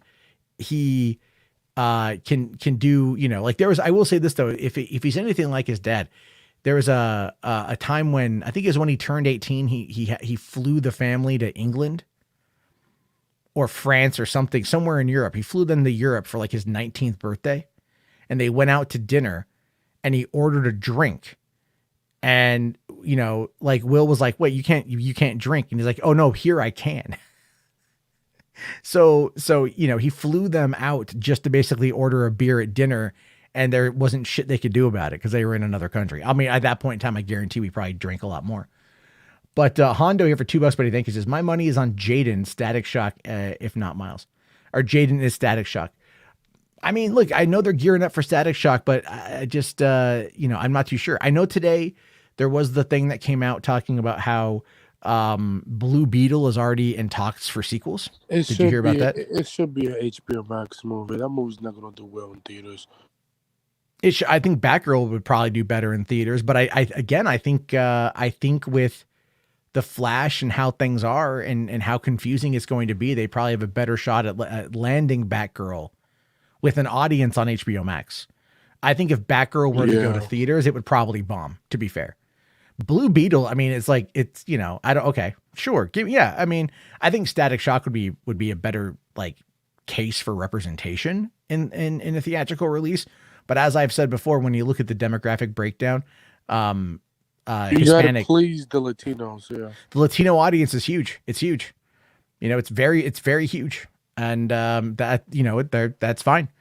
So we have that. But I mean, we'll have to wait and see. It could be Miles Morales. It could be Static Shock. It will be very interesting to see what's going on. Marcus, you're asking, hey, Matt, why don't you like anime? I find it to be kind of fucking garbage. Not all of it's garbage. There's some good, I like adult themed stuff, but it's like when it went kawaii all those years ago, like fuck that made me want to kill myself. So anyway, and then Mad here for $5, buddy. Thank you so much. Says he could be Static since his dad is Deadshot. Zoe is Catwoman and her stepdad is Aquaman. Get in with people you know. Ah, yes. Nepotism. It's what Hollywood is built on. It's fucking nepotism. Very true. But we'll have to wait and see. I mean, we have to wait and see on that one. Now, I could see potentially Static Shock being one of the J.J. Abrams produced shows or properties, because that would have a name attached to it. I don't know. Maybe that's going a bit too far. What Michael B. Jordan's doing is the Valzad. Valzad, and then building a Static Shock universe around it. Maybe. I mean, we'll have to wait and see. Yeah, pretty much he's using milestone characters, which they should for HBO, and people will like it. Yeah. Let's see here. Hondo says, as a Mexican, I drag my entire family to see Blue Beetle. That's like 12 people straight up. Yeah, man. Yeah. H Bars here says, I can't wait to see a Latino Supergirl. There we go. I mean, people complaining, oh, she should be white. She's like, no, it doesn't matter. Yeah. Well, you also got Geeks here makes a great point. Jada Pinkett Smith was in she was in Gotham. So she was in that show. So yeah, there you go, man. Lord Slicker says, and if the Blue Beetle movie introduces Booster Gold, I'm 100% sold. Maybe. I remember the script from 4 years ago that Booster Gold was going to make a cameo in Blue Beetle. I'd heard some stuff like that. It was going to be a buddy cop movie. God damn, I have no idea how that would work out. But then again, that will work for Green Lantern and Hal Jordan and Jon Stewart. So just whatever. Yeah, I don't even know, man. I have like no freaking idea like about any of this shit. I agree with H-Bar Super Chat. Cancel every J.J. Abrams project. Oh, here we go. Yeah, there we go. Yeah, well, I mean, who knows? I'm sure they will, but I don't know what's going on with any of that stuff. Like, I'm sure, like, I have a feeling this year we're going to get a lot of announcements, and it's going to be like, opening up, like, because now that theaters are coming back. DC fandom needs to be stacked, because the last year DC fandom was garbage. I don't know if they're gonna look. I'm telling you, I don't know. Well, with what 88 million people who watch DC fandom, they're probably gonna end up doing more. But I feel at the same time that what you're looking at is, I don't know, man. Like, there's really like, what are they gonna? Well, the DC fandom is probably gonna happen before Black Adam as a push for Black Adam. It'll That would make probably sense. You're looking at maybe August, September, around there. Or September, yeah, September or early October.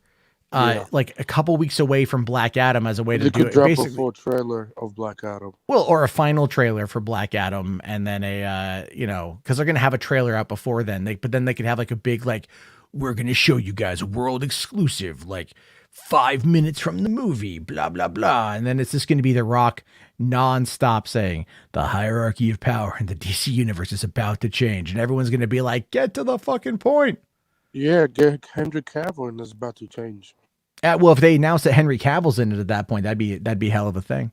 And I know if that happens, my Twitter mentions would light up like fucking Hiroshima and Nagasaki, dude. Everyone's gonna be coming for my ass. Even though I've already said multiple times that I'm like, hey man, I'm entirely cool with everything continuing. However, let's talk about something I actually really want to see, and that of course is going to be the upcoming Halo television series. They just dropped a new trailer today, 2 minutes and 15 seconds. I haven't seen this one yet. Me either. I'm definitely going to be watching this show when it comes out, but it's getting kind of hammered. I got promo for like $1. They were doing the promotion. I might have to. Yeah, I'm going to probably cancel HBO Max this month, and then maybe I'm going to start scaling back some subscriptions. I have like 5 streaming service. Yeah, well, I'm gonna probably get rid of like Hulu, HBO Max, Amazon, my Sirius XM You don't got membership. the Disney bundle? I don't have it. I don't have it because I've had Hulu for years.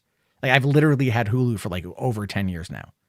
So I think like 12 years I've had it almost when it came out. So it's I'm just gonna like dip that out, and then I'm gonna also probably get rid of Xbox Games Pass for right now because I have enough games I'm working on that I've paid for. So yeah, I'm good. I'm just gonna scale it back for a while because here's the thing, man, is if they're talking inflation is gonna rise over the span of the next 12 months, I gotta scale it back where I fucking can. Yeah, Grace say that the visual effects in the show does not look good. Well, I mean, I know Halo is a tough nut to crack, but look, I'm going to give it the benefit of the doubt. Let's give this thing a go. Silver Team, on me.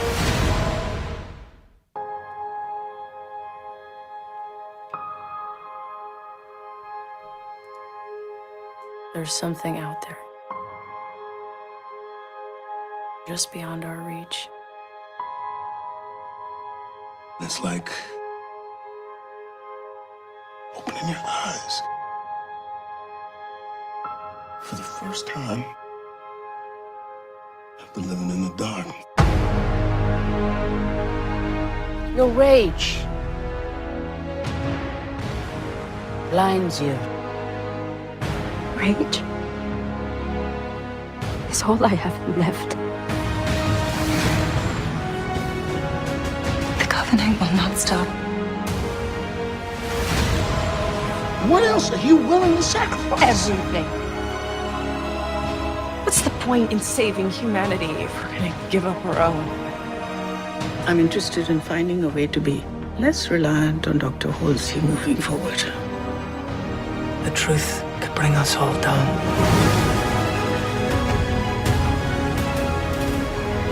There is something within us. Something sacred. Something worth protecting.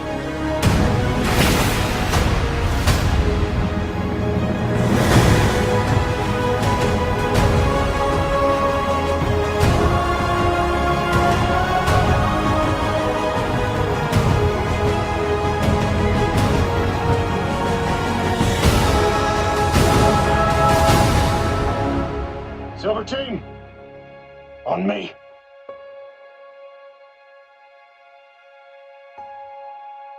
Jesus, that visual effects looks terrible. It's just us. Weird. It looked like it was like similar to the Boys trailer. Sorry, I was muted. I think it looks pretty solid. I don't think the visual effects are bad, to be fair. I mean, like, they're not, look, the Halo is a tough nut to crack. All of these video game adaptations are a tough nut to crack because, like, you've got decades in this case, literal decades. Well, Sonic is the only good one so far. And Sonic, but even Sonic really only has to worry about getting Sonic and Knuckles right. Robotnik isn't a fat ass. You know, like he like Jim Carrey looks, you know, crazy in this movie, and it works because he sold it in the last movie, but he's not a fat ass. He's not a fat ass flying around. He's not Eggman, you know? So there's liberties that have to be taken here. There are always going to be liberties that are taken with these adaptations because that's ultimately what they are, adaptations. My fear is this, because my fear is that a lot of people are going to look at this and they're going to go like, why isn't the first season the fall of Reach? And why isn't it going to be that? And I don't know what it looks like. It looks like certain things have absolutely been changed from the lore. And I'm not. Yeah, people was getting pissed about it. I was like, why the fuck is this not connected? And trust me, man, like I'm right there because I'm a big, I'm big into it, but it's Mo Moon here says now I am even less interested than I was before. I mean, you got to give it a watch, man. You know what I mean? Like, well, Netflix's Castlevania is an animated show, dude. It's like, that doesn't necessarily apply. It's an animated show. Like it's barrier for entry in regards to like setting up the world, establishing the characters and the storytelling is a little bit different. If Halo was an animated show, which is what I think it should be, it would be treated different. You know what I mean? Like, but live action is hard sometimes because we have our predetermined ideas. And also, here's the thing, man, going back to Castlevania, a lot of, go back to the NES days and shit, so Castlevania is, we're talking like 8-bit. It's moved up into 3D and whatever, right? Some of those later games and shit, but they've always still relatively, for the most part, kept the same kind of like low res aesthetic. So you can play with it a little bit more and it's going to be it's not going to look a certain way. Halo is a modern age shooter.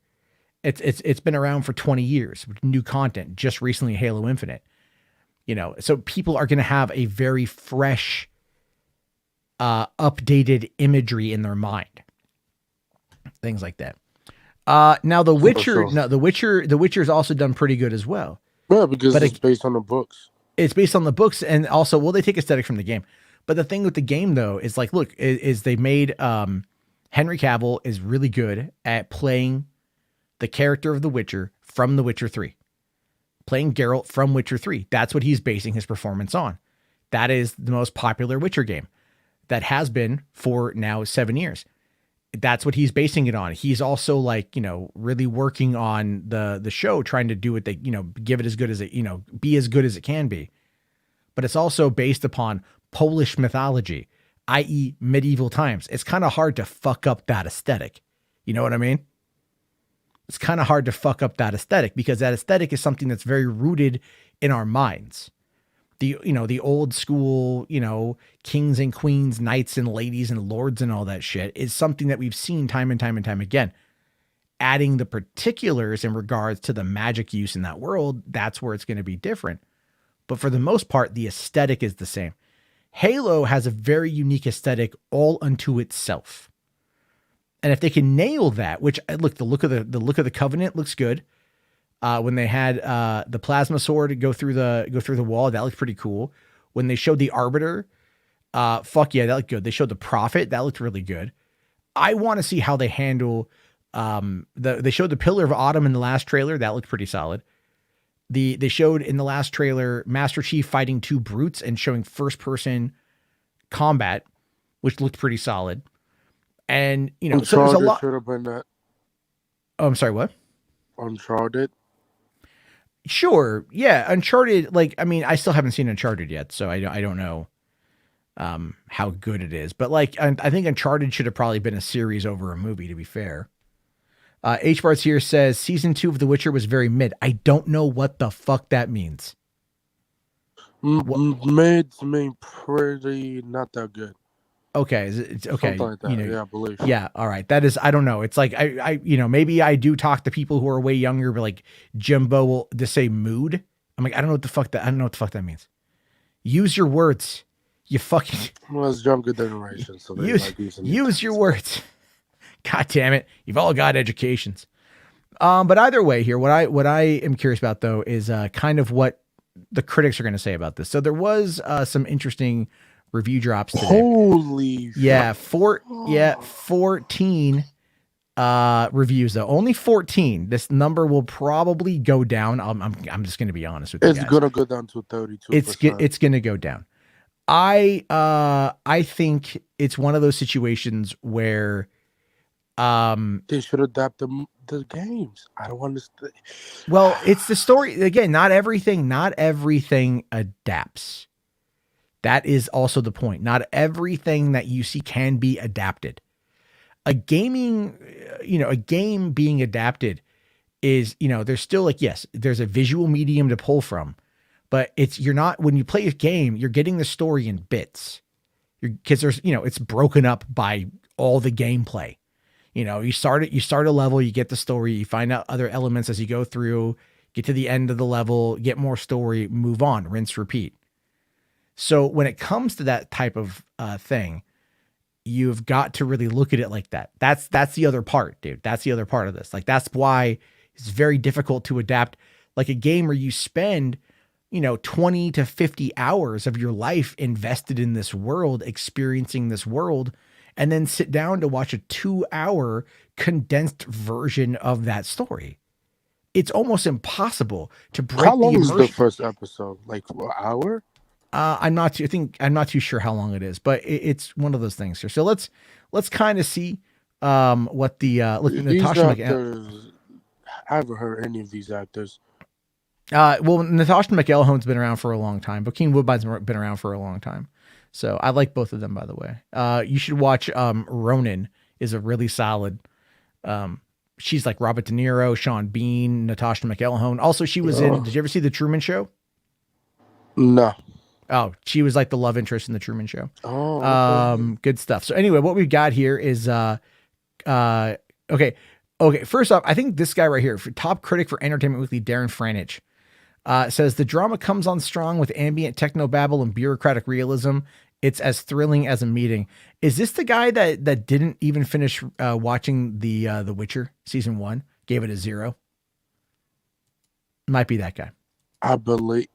Maybe if you click his profile, maybe. I'm trying right now. It's loading. Let's see here. This might be the guy. Maybe this guy kind of sucks. He gives out in the 0 if you have it. That is dumb. Oh my gosh. I'm looking here.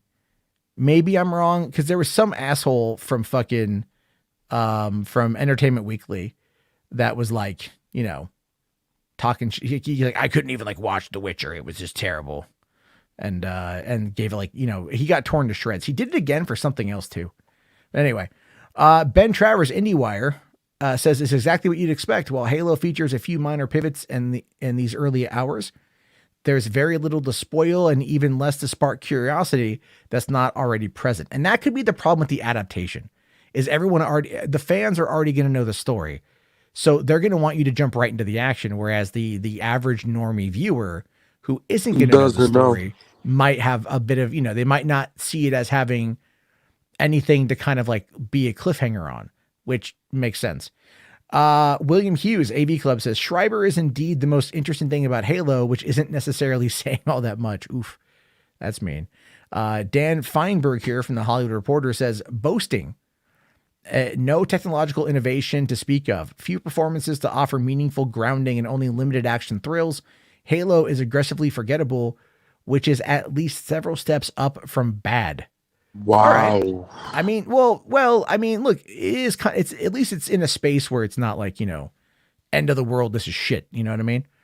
Like if it has room to grow, then it has room to grow. The show has suffered production problems. They lost showrunners. They've had, production delays. It's supposed to come out like a couple of years ago, I think. It was going to be on Showtime, then they moved it to Paramount Plus. I mean, there's been a lot of issues with this, and we've learned that certain things have been hit pretty hard from the last couple years. So I feel like there, you gotta give things a chance to breathe. We live in this world now where, again, even look at Rotten Tomatoes here. It's rotten or it's fresh. That's it. It's up or it's down. That's about it. Nuance is kind of dead in many instances. So I think you got to play with it a bit more here. Anyway, Carolyn Fromke from Variety gives it a fresh rating. Says the series boasts an impressive budget used wisely with distinct production design, distinguishing one planetary location for another, and spaceships zipping through endless stars. That alone lets Halo keep a pace with its contemporaries, which would probably be Mandalorian. Next season, they should shoot on the volume. Oh, yeah, no, I would hope that they would. Hondo here for $2 says, could a BioShock work? I'm holding hope for it. Well, Netflix is currently in talks to get it, to do a BioShock movie. 2K. Right, 2K, thank you. No, 2K, yeah, it is 2K. Is it 2K or Take-Two?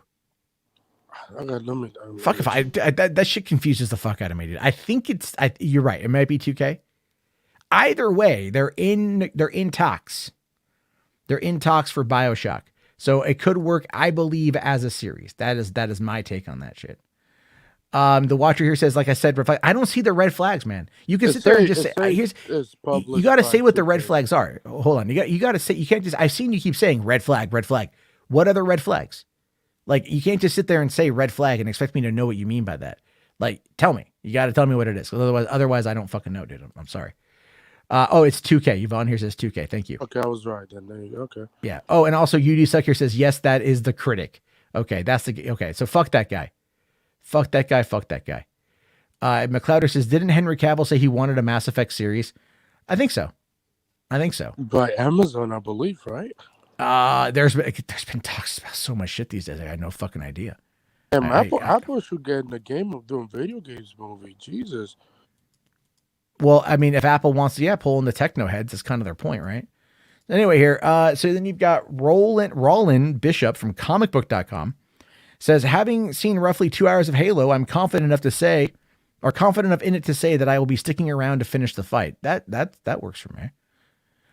Clint Worthington from Consequence here, never heard of the guy, says the frustrating thing about Halo is that it tries to serve two masters, the diehard Halo fans and newbies who are used to the normal rhythms of sci-fi streaming series, and it doesn't quite please either. That's what I was talking about. That's the problem. Is you're right, trying to serve two masters is definitely an issue. Brad Lang from CBR gives it a fresh rating, says the result is a series that manages to evoke many of the core themes and visuals from the video games while also delivering a compelling narrative. That's what I care about. I want the narrative to be there. And I really want there to be like the good visuals. To me, the visuals look fine. Because I mean, I remember playing Halo in 2001. Halo back 21 years ago compared to Halo now is entirely, visually different. Aesthetically still the same, but visually different. Visually improved. So I can still go back and play the original Halo and still be happy with what I'm playing because of that. Kevin Fox here from Paste Magazine says, will it end up propagandistic and committing to an idea that some of the excesses of warfare are necessary or acceptable? Almost definitely, but it'll probably be a fun ride and hopefully a good story. Oh yeah. Oh God. Right now, I don't know about that, man. That's the other part too.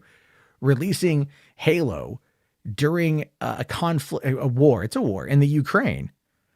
That's an issue, right? Are people going to look at that and go, ooh, maybe bad timing. Maybe I don't want to watch, I don't want to watch a conflict in space when I'm looking at people really getting, killed at this stuff. I don't know.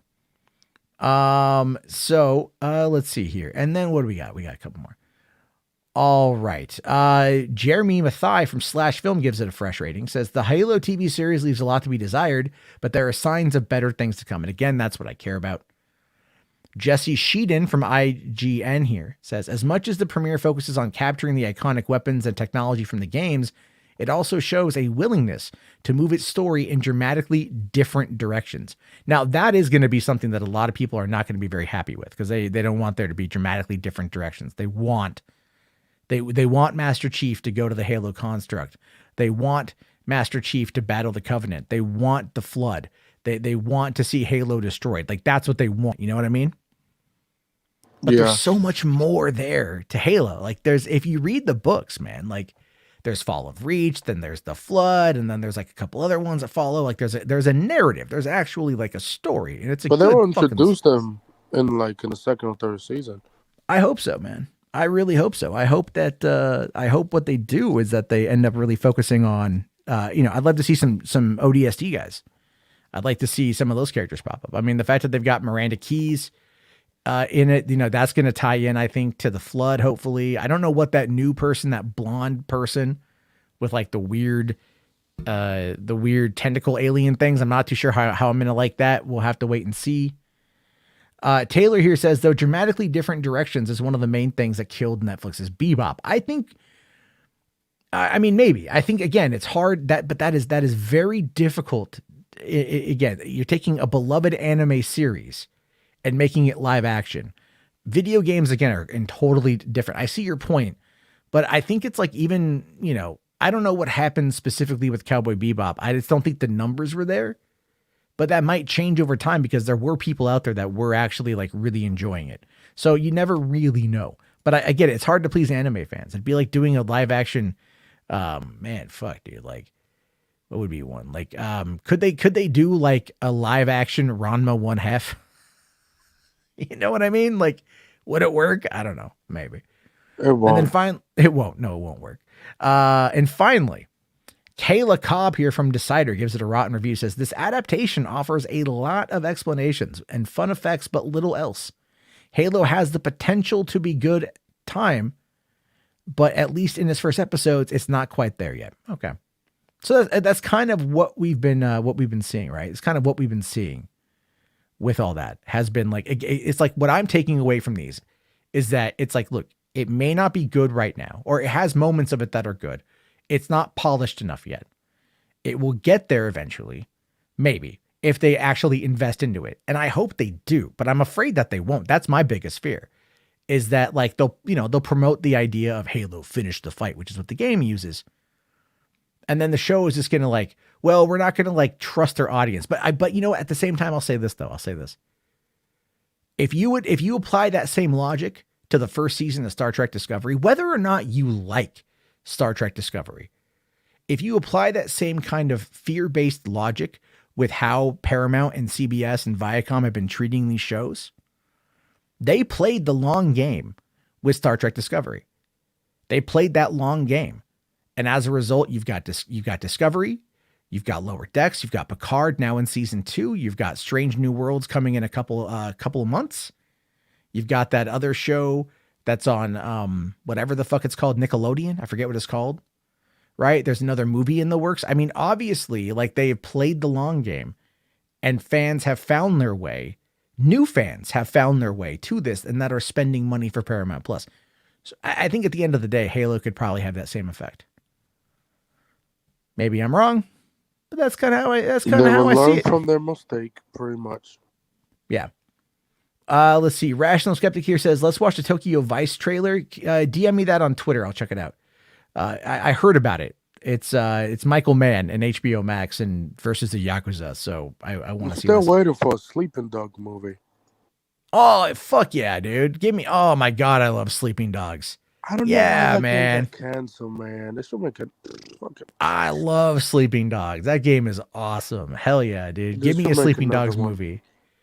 The thing with Sleeping Dogs is I wish they would have done true crime, because that was going to be a true crime game. Yeah. And then they changed it to Sleeping Dogs. I love true crime, Streets of LA. I think that game was so much fun. It reminded me of Bruce Lee and Jackie Chan, that game, so much. It did, yeah. I got it on PS4. I should go and give it a play again. I really enjoyed that game. It was so much fun. And we'll lead here for New Zealand $2. Thanks, buddy. Check out Grace Randolph's review. You're going to love it. I will check it out after I watch the show. I don't watch reviews before I watch the show. The most I'll do is look at a Rotten Tomato thing, because it's a blurb. You know what I mean? It's a blurb. I'll look at people's thoughts, their reactions, blurb. I won't read a full review. That's kind of that. Taylor here says, I still have True Crime on the GameCube. I remember when I was playing True Crime, and I I used True Crime actually as a bit of a map to get around LA when I was there. When I went there for E3, I had to because you can go to the convention center in True Crime Streets of LA, and it actually is like the convention center where E3 is and like all the streets. And I needed to get to my hotel, and we actually were able to navigate having played Streets of LA. I need to pull out my PlayStation 2 and see if this still works. Yeah, they should really remaster the True Crime games. I mean, I never played Streets of New York, right? Because not that I didn't want to. It's okay. All right. You know which one that the game they dropped Midway dropped it like back in 07 somewhere in there, or it was Narc, or it might have been 05 or something. You ever play Narc with Michael Madsen and Bill Bellamy? No. Oh man, because remember the old arcade game Narc, right? Mm-hmm. You know, it's like the side scroller, kind of like Contra, but you know, you have all these like over the top weapons and you're just killing everything. They did an open world Narc game, and they dropped it. It was like a budget title for like $20 back when they actually started doing budget titles, and it had Michael Madsen and Bill Bellamy as like the main characters. And it's really funny because you can deal drugs in the game, you know, as a way to make money and shit. And it's just really funny having Michael Madsen say, "Hey, you want some drugs?" I think they should redo the Max Payne movie. You know what? Yeah, I'll tell you what I want. I'll tell you, if they were going to do another Max Payne movie, give me Max Payne 3 directed by Michael Mann. Ooh. I think Max Payne 3 directed by Michael Mann would be fucking fire, dude. I think Max Payne, I love Max Payne. I don't know why people want Max Payne 4. Like, if you saw the ending of 3, there's no point in making another one. There's really not. To be fair, there's really not. I think it ended well, but I'll tell you what I want. What I want is for Rockstar to do a remaster of that. I want them to do a remaster of Max Payne 3 and put it out. You know what I mean? Like, if they're doing a remaster for every GTA, then they should. Yeah, like, I mean, I played Max Payne 3 a number of times. Like, I mean, played through it. The multiplayer was fun, even though it wasn't as popular as like GTA Online and shit, but it's like, I loved Max Payne. I loved 1, 2, and 3. Every time I see Sam Lake, you know, from Remedy, and he goes up to do anything, I always kind of fanboy a little bit. It's like, it's Max Payne, you know?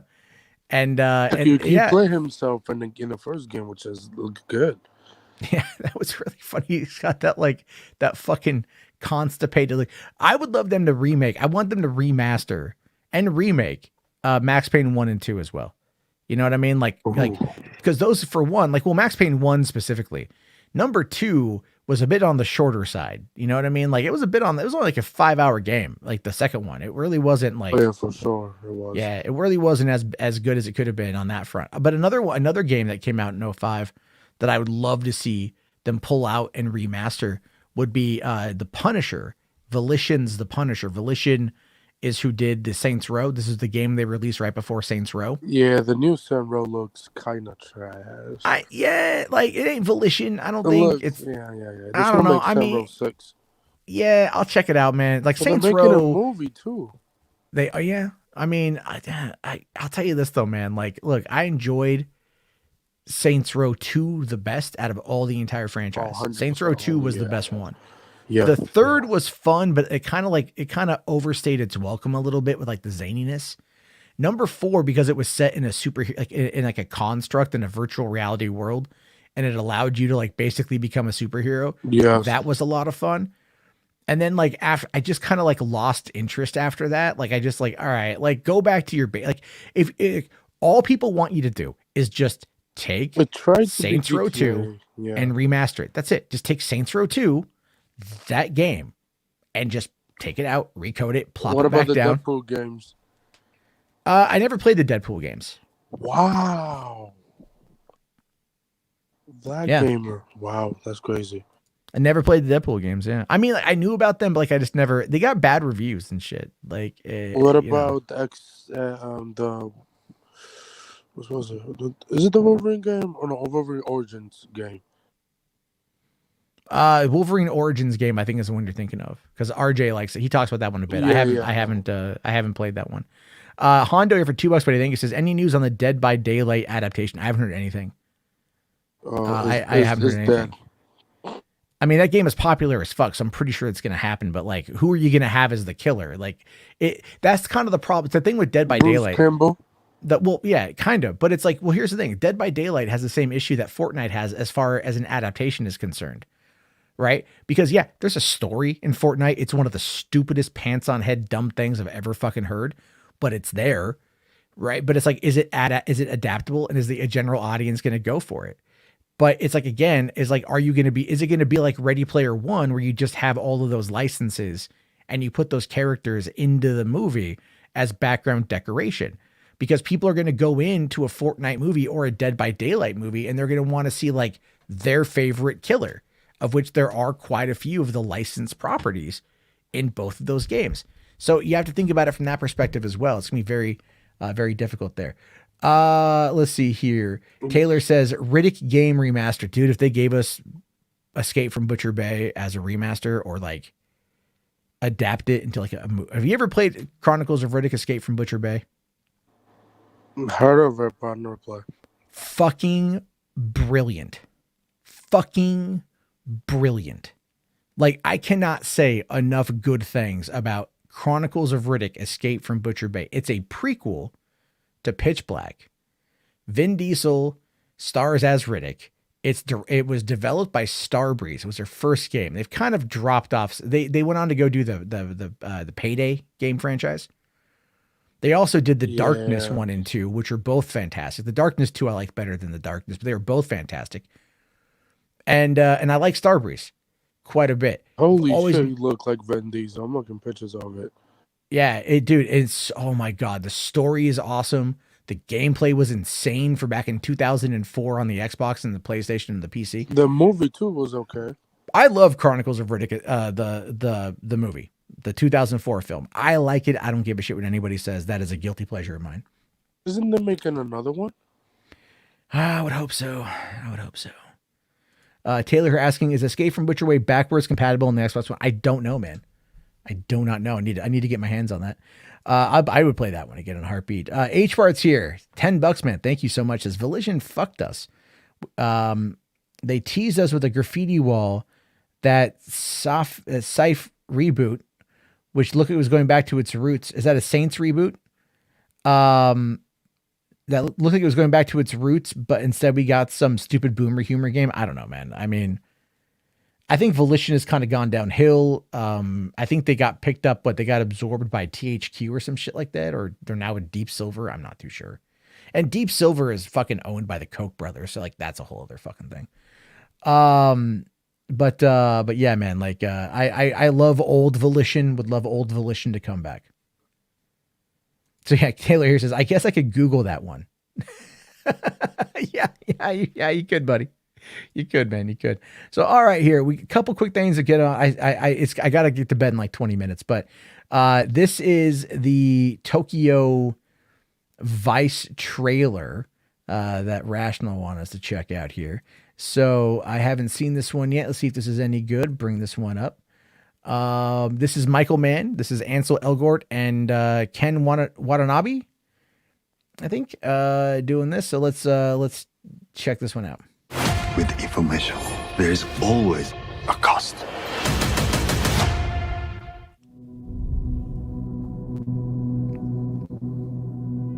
You used to be a crime reporter in Japan. Why? You think because you're a foreigner, the rules are different? Jaden! You like busting my balls, huh? It is a great joy of my life. Giving up and going home is not an option. You know what I mean? I know exactly what you mean. この街の本当の姿を、裏の仕組みを知りたいんです。And let me guess, this is how you recruit a cop.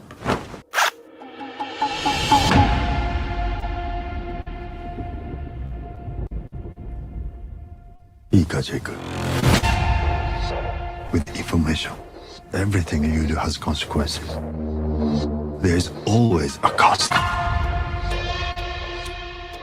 Jake, this is Sato. He's not as brooding as he seems.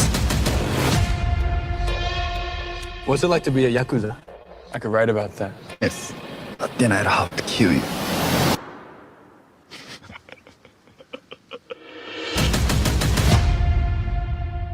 この国じゃ分野は嫌われてる。優秀なやつは特にな。優秀な新聞記者は敵が多いってことですね。敵のいねえ男は男じゃねえ。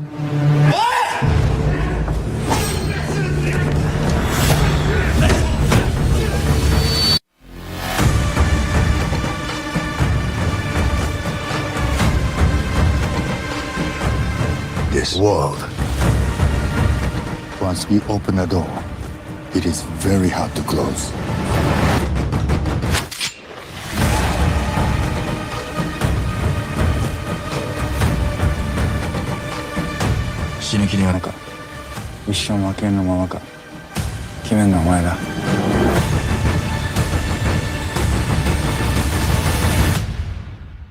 Don't write about this.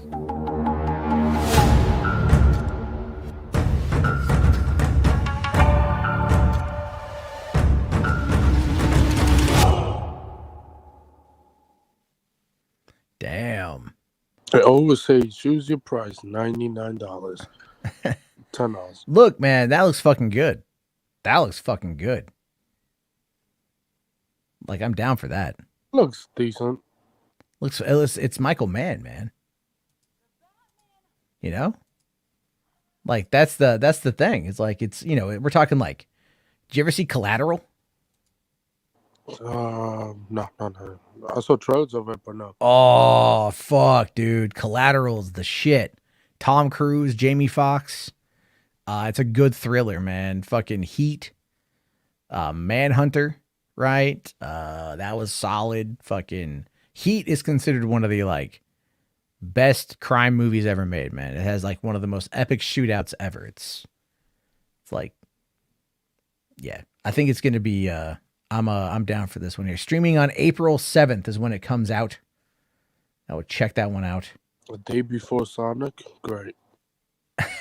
Yeah, kind of, right? It's all like, get ready to go watch Sonic by fucking watching Tokyo Vice. I mean, it's going to be a series, so they're probably going to drop 3 episodes and then go from there. So, all right, why don't we dive into the last subject of the evening here? And this one, of course, is the one that I find to be very interesting because it's all about Darth Maul. Right? It's all about Darth Maul. The sex video that he dropped? Not the sex video. That's actually, I don't know if it's in this article. I haven't read it yet, but that sex video, that's a thing, man. A lot of people don't know about that. I made a comment out on Twitter today, and there were people out there that were just straight up like, Google it. It's out there, people. Yeah, I've seen it happen. I have seen the video. Because at first I didn't believe that it was Ray Fisher. I'm like, there's no way this is real, man. Like, there's no way Ray Fisher actually, not Ray Fisher, Ray Porter. Ray Park. Fuck, dude, it's too many goddamn Rays. I didn't believe that it was Ray Park at first. I'm like, what? No, he wouldn't put out a sex tape on Instagram. That's like a bunch of key presses to get that thing done. But nope, you look at it and it's his wife sucking his dick. And then he blamed it on, I think he blamed it on Daniel Logan afterward, right? He ultimately they kind of downplayed it and they just said that it was an accident, like he accidentally posted it. So, and then it kind of went away, you know what I mean? But after that, any talk about Darth Maul kind of went a little bit on the downside. So let's see what's going on here. Obi-Wan, Darth Maul scenes cut, Luke Skywalker replaced during creative overhaul. And that makes a lot of sense, man. I know people out there want like Rebels. Yeah, well, Rebels are also probably like, it's too close to Mandalorian. That's actually, I think, one of the examples they give. But I mean, all things considered, the way I view it is we don't need more Luke as a kid. Like, we need to like move away from that a bit. I don't mind stories kind of like having him in the background, but I feel like it's, we just got to like be careful. So it says here, Obi-Wan Kenobi will include plenty of familiar faces when it debuts on May 25th, but one Star Wars fan favorite will be noticeably absent. Darth Maul, the chief antagonist in Star Wars Episode 1, The Phantom Menace, is not expected to appear in the series, but sources tell Hollywood Reporter not only was the Sith Lord initially slated to return to live action, As a key villain, actor Ray Park was in active prep to reprise the role. That, however, was before those scenes were scrapped amid creative overhaul that ultimately saw other antagonists, including Darth Vader, added to the show. Because, right? Think about that. You're like, hey, let's have Darth Maul pop up. All right, cool. I mean, Obi-Wan ultimately, this is it's been 5 years, I think, since the episode aired. So at this point, Darth Maul is officially dead. Obi-Wan did officially kill him in Rebels. So, I mean, clearly when they reconvene in Rebels, that's meant to be an important moment. Having Maul here would probably end up not being a good thing. Yeah, there'll be no point of having the character there. Yeah. So it says here that Hussein Amini was the original writer who worked with director Deborah Chow on the 6-episode series. And while it was reported that pre-production paused in early 2020 because Lucasfilm was unhappy with the scripts, the reasoning behind the pause was a little more layered. According to sources, Chow showed the scripts to Star Wars stewards Dave Filoni and Jon Favreau, who were coming off the success of The Mandalorian, and they were deep into season 2. Sources note that Filoni and Favreau were concerned about Obi-Wan covering similar ground as Mandalorian, the lone wolf and cub-like story of Kenobi coming out of hiding to protect a child-age Luke Skywalker. Maul was one of the villains who would participate in the hunt for the pair. Vader was nowhere to be found in this faraway galaxy at this stage. Also, Filoni and Favreau pushed Chow and the show to go bigger, according to several sources. In any case, those concerns made their way to Lucasfilm head Kathleen Kennedy, who pressed the pause button. And then Joby Harold was eventually hired as the show's new writer. I believe Joby Harold also wrote Army of the Dead. Damn. So if you saw Army of the... I just want to make sure I am correct on this one here. He has written... What is he known for? Writer. But Joby Harold wrote King Arthur, Legend of the Sword, the Warner Brothers King Arthur attempt at a cinematic universe in 2017 that bombed famously. He also did Army of the Dead, and he wrote the story for Transformers: Rise of the Beast. But then he also is the head writer for this show. So he's got some cred, but I don't know, man. I thought the writing on Army of the Dead was pretty good. So I can't. I like Army of Thieves better. Still need to watch it, but I mean, Army of the Dead was okay. It was okay. It was a good zombie with great visual effects and practical. Yeah. Oh yeah. No, I think Zach did a good job with it. It's a fun movie. I saw it in theaters, so I didn't feel like I was I lost anything on that one. So all right, going on to say here, it says that it was unclear how far along in the process things initially unraveled. A boy was chosen to play young Skywalker, but no scenes with him were shot. As far as Park's Maul goes, the picture is more cloudy. One source says Ray was on set for pre-production, was also involved in stunt training. The source says footage of Park may have been shot. Another source says it could have been test footage. Whatever the case, Park was back as Maul, or so he believed.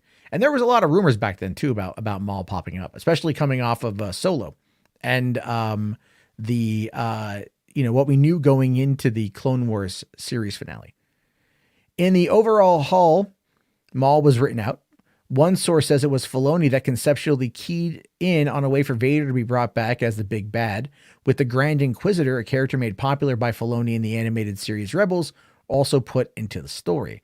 A Lucasfilm source contradicted the account, saying that Maul was never intended to return, nor did Park come to set. The overhaul also led to a new search for a young Skywalker, and a new actor was picked. The Hollywood Reporter has learned that Luke is Grant Feely, whose only credit is an episode of Creepshow. Maul, though, stands as one of the more popular villains in Star Wars lore, appearing in animated series like Clone Wars and Rebels, which depicted the final battle between Maul and Kenobi. Maul and Park returned to live action for a cameo in Solo, a Star Wars story that suggested there was more for the actor to do in the galaxy far, far away. Solo bombed, scuttling those plans, but soon fans speculated that he could appear in Obi-Wan, given that Maul was responsible for the death of Qui-Gon Jinn. I don't quite know. I think, look, man, there's no mention here of the sex tape. And I think that it's something to do with it, for my honest opinion. He probably paid them to shut up. Maybe. Maybe. It's one of those things where I'm like, okay, they are definitely in a situation where they want to make sure that they tell the best story possible. I think if the original script was in fact from that, then I can see that being, you know, like if it was very similar to The Mandalorian. But here's the thing with that though, right? Is like, look, Deborah Chow shot 2 episodes of Mandalorian season 1 before getting the job to do Obi-Wan. We know that. Okay, cool. So she would have already, like, if they were already working on the show, wouldn't they already have known like Luke and Obi-Wan? I mean, that's kind of also been like a master and a Padawan, or a master and an apprentice. That's kind of been a thing with Star Wars, right? Because Star Wars is ultimately very cyclical. And it's possible that after the success of The Mandalorian, they did not want to maybe like run the risk of cheapening that a little bit. And I say that even with like Mandalorian season 2 and Book of Boba Fett having the Luke Skywalker Grogu tie-in, to me, it does kind of cheapen that story a bit. Like, I'm not against it, but it hasn't landed for me just yet. But by the way, there's here's an article from today talking about how some fans think Maul was cut from Obi-Wan over the leaked sex tape. So this is a real thing, by the way. This is a real thing, by the way. And as we dive into the final little bit here, Saggy Melons has joined us. His wife probably was enjoying that. I don't think any. Hold on, let's get a female perspective. Saggy, if there is a video of you giving your boyfriend a blowjob that ended up on his Instagram, would you be happy about that? Hell no. Are you sure? Okay. If I didn't say it was, first of all, he'd have to ask me if it was okay, and most likely it'd be a no. And what if he's making money? I would like to be part of that agreement, so I could be like, I'll let you do it if I get a cut. Okay. Hold on. Let me ask you a question. But hold on, wait. But if your boyfriend is circumcised, then you would get a part of the cut. Boo. Well, boo. No, I'm okay. Anthony, let me ask you a question. Would you be cool with your girlfriend posting pictures of her naked on her own Instagram if you didn't know about it? No, I will break up with her and leave her, dump her. So why would you? I'll be like she belongs in the streets. So why would you think it's okay for a guy to post a video of his girlfriend sucking his dick on his Instagram without her consent? He blamed it on him. Whatever, I forgot who he blamed it on, but yeah, he was the one who clicked on it and put post. That's his fault. Right, that is his fault. I know this story about the Darth Maul guy. Yeah, no, it's 100% his fault, because like if you, first of all, you have to make multiple clicks to accidentally post something, right? I hate when they say it was an accidental post. No. You had to click more than one button. If you only had to push one button, we could say your butt did it, sure. But like you have to push multiple buttons for this very reason. So no, I don't believe he did not accidentally post revenge porn on his wife. Well, yeah. So Heavy talked about it, and they said here that Ray Park's wife says revenge porn allegations are false. I mean, look, if they play, Ray here says, so we just dropping nudes on the timeline casually now, like, yeah, right. Like it wasn't even like it was a video.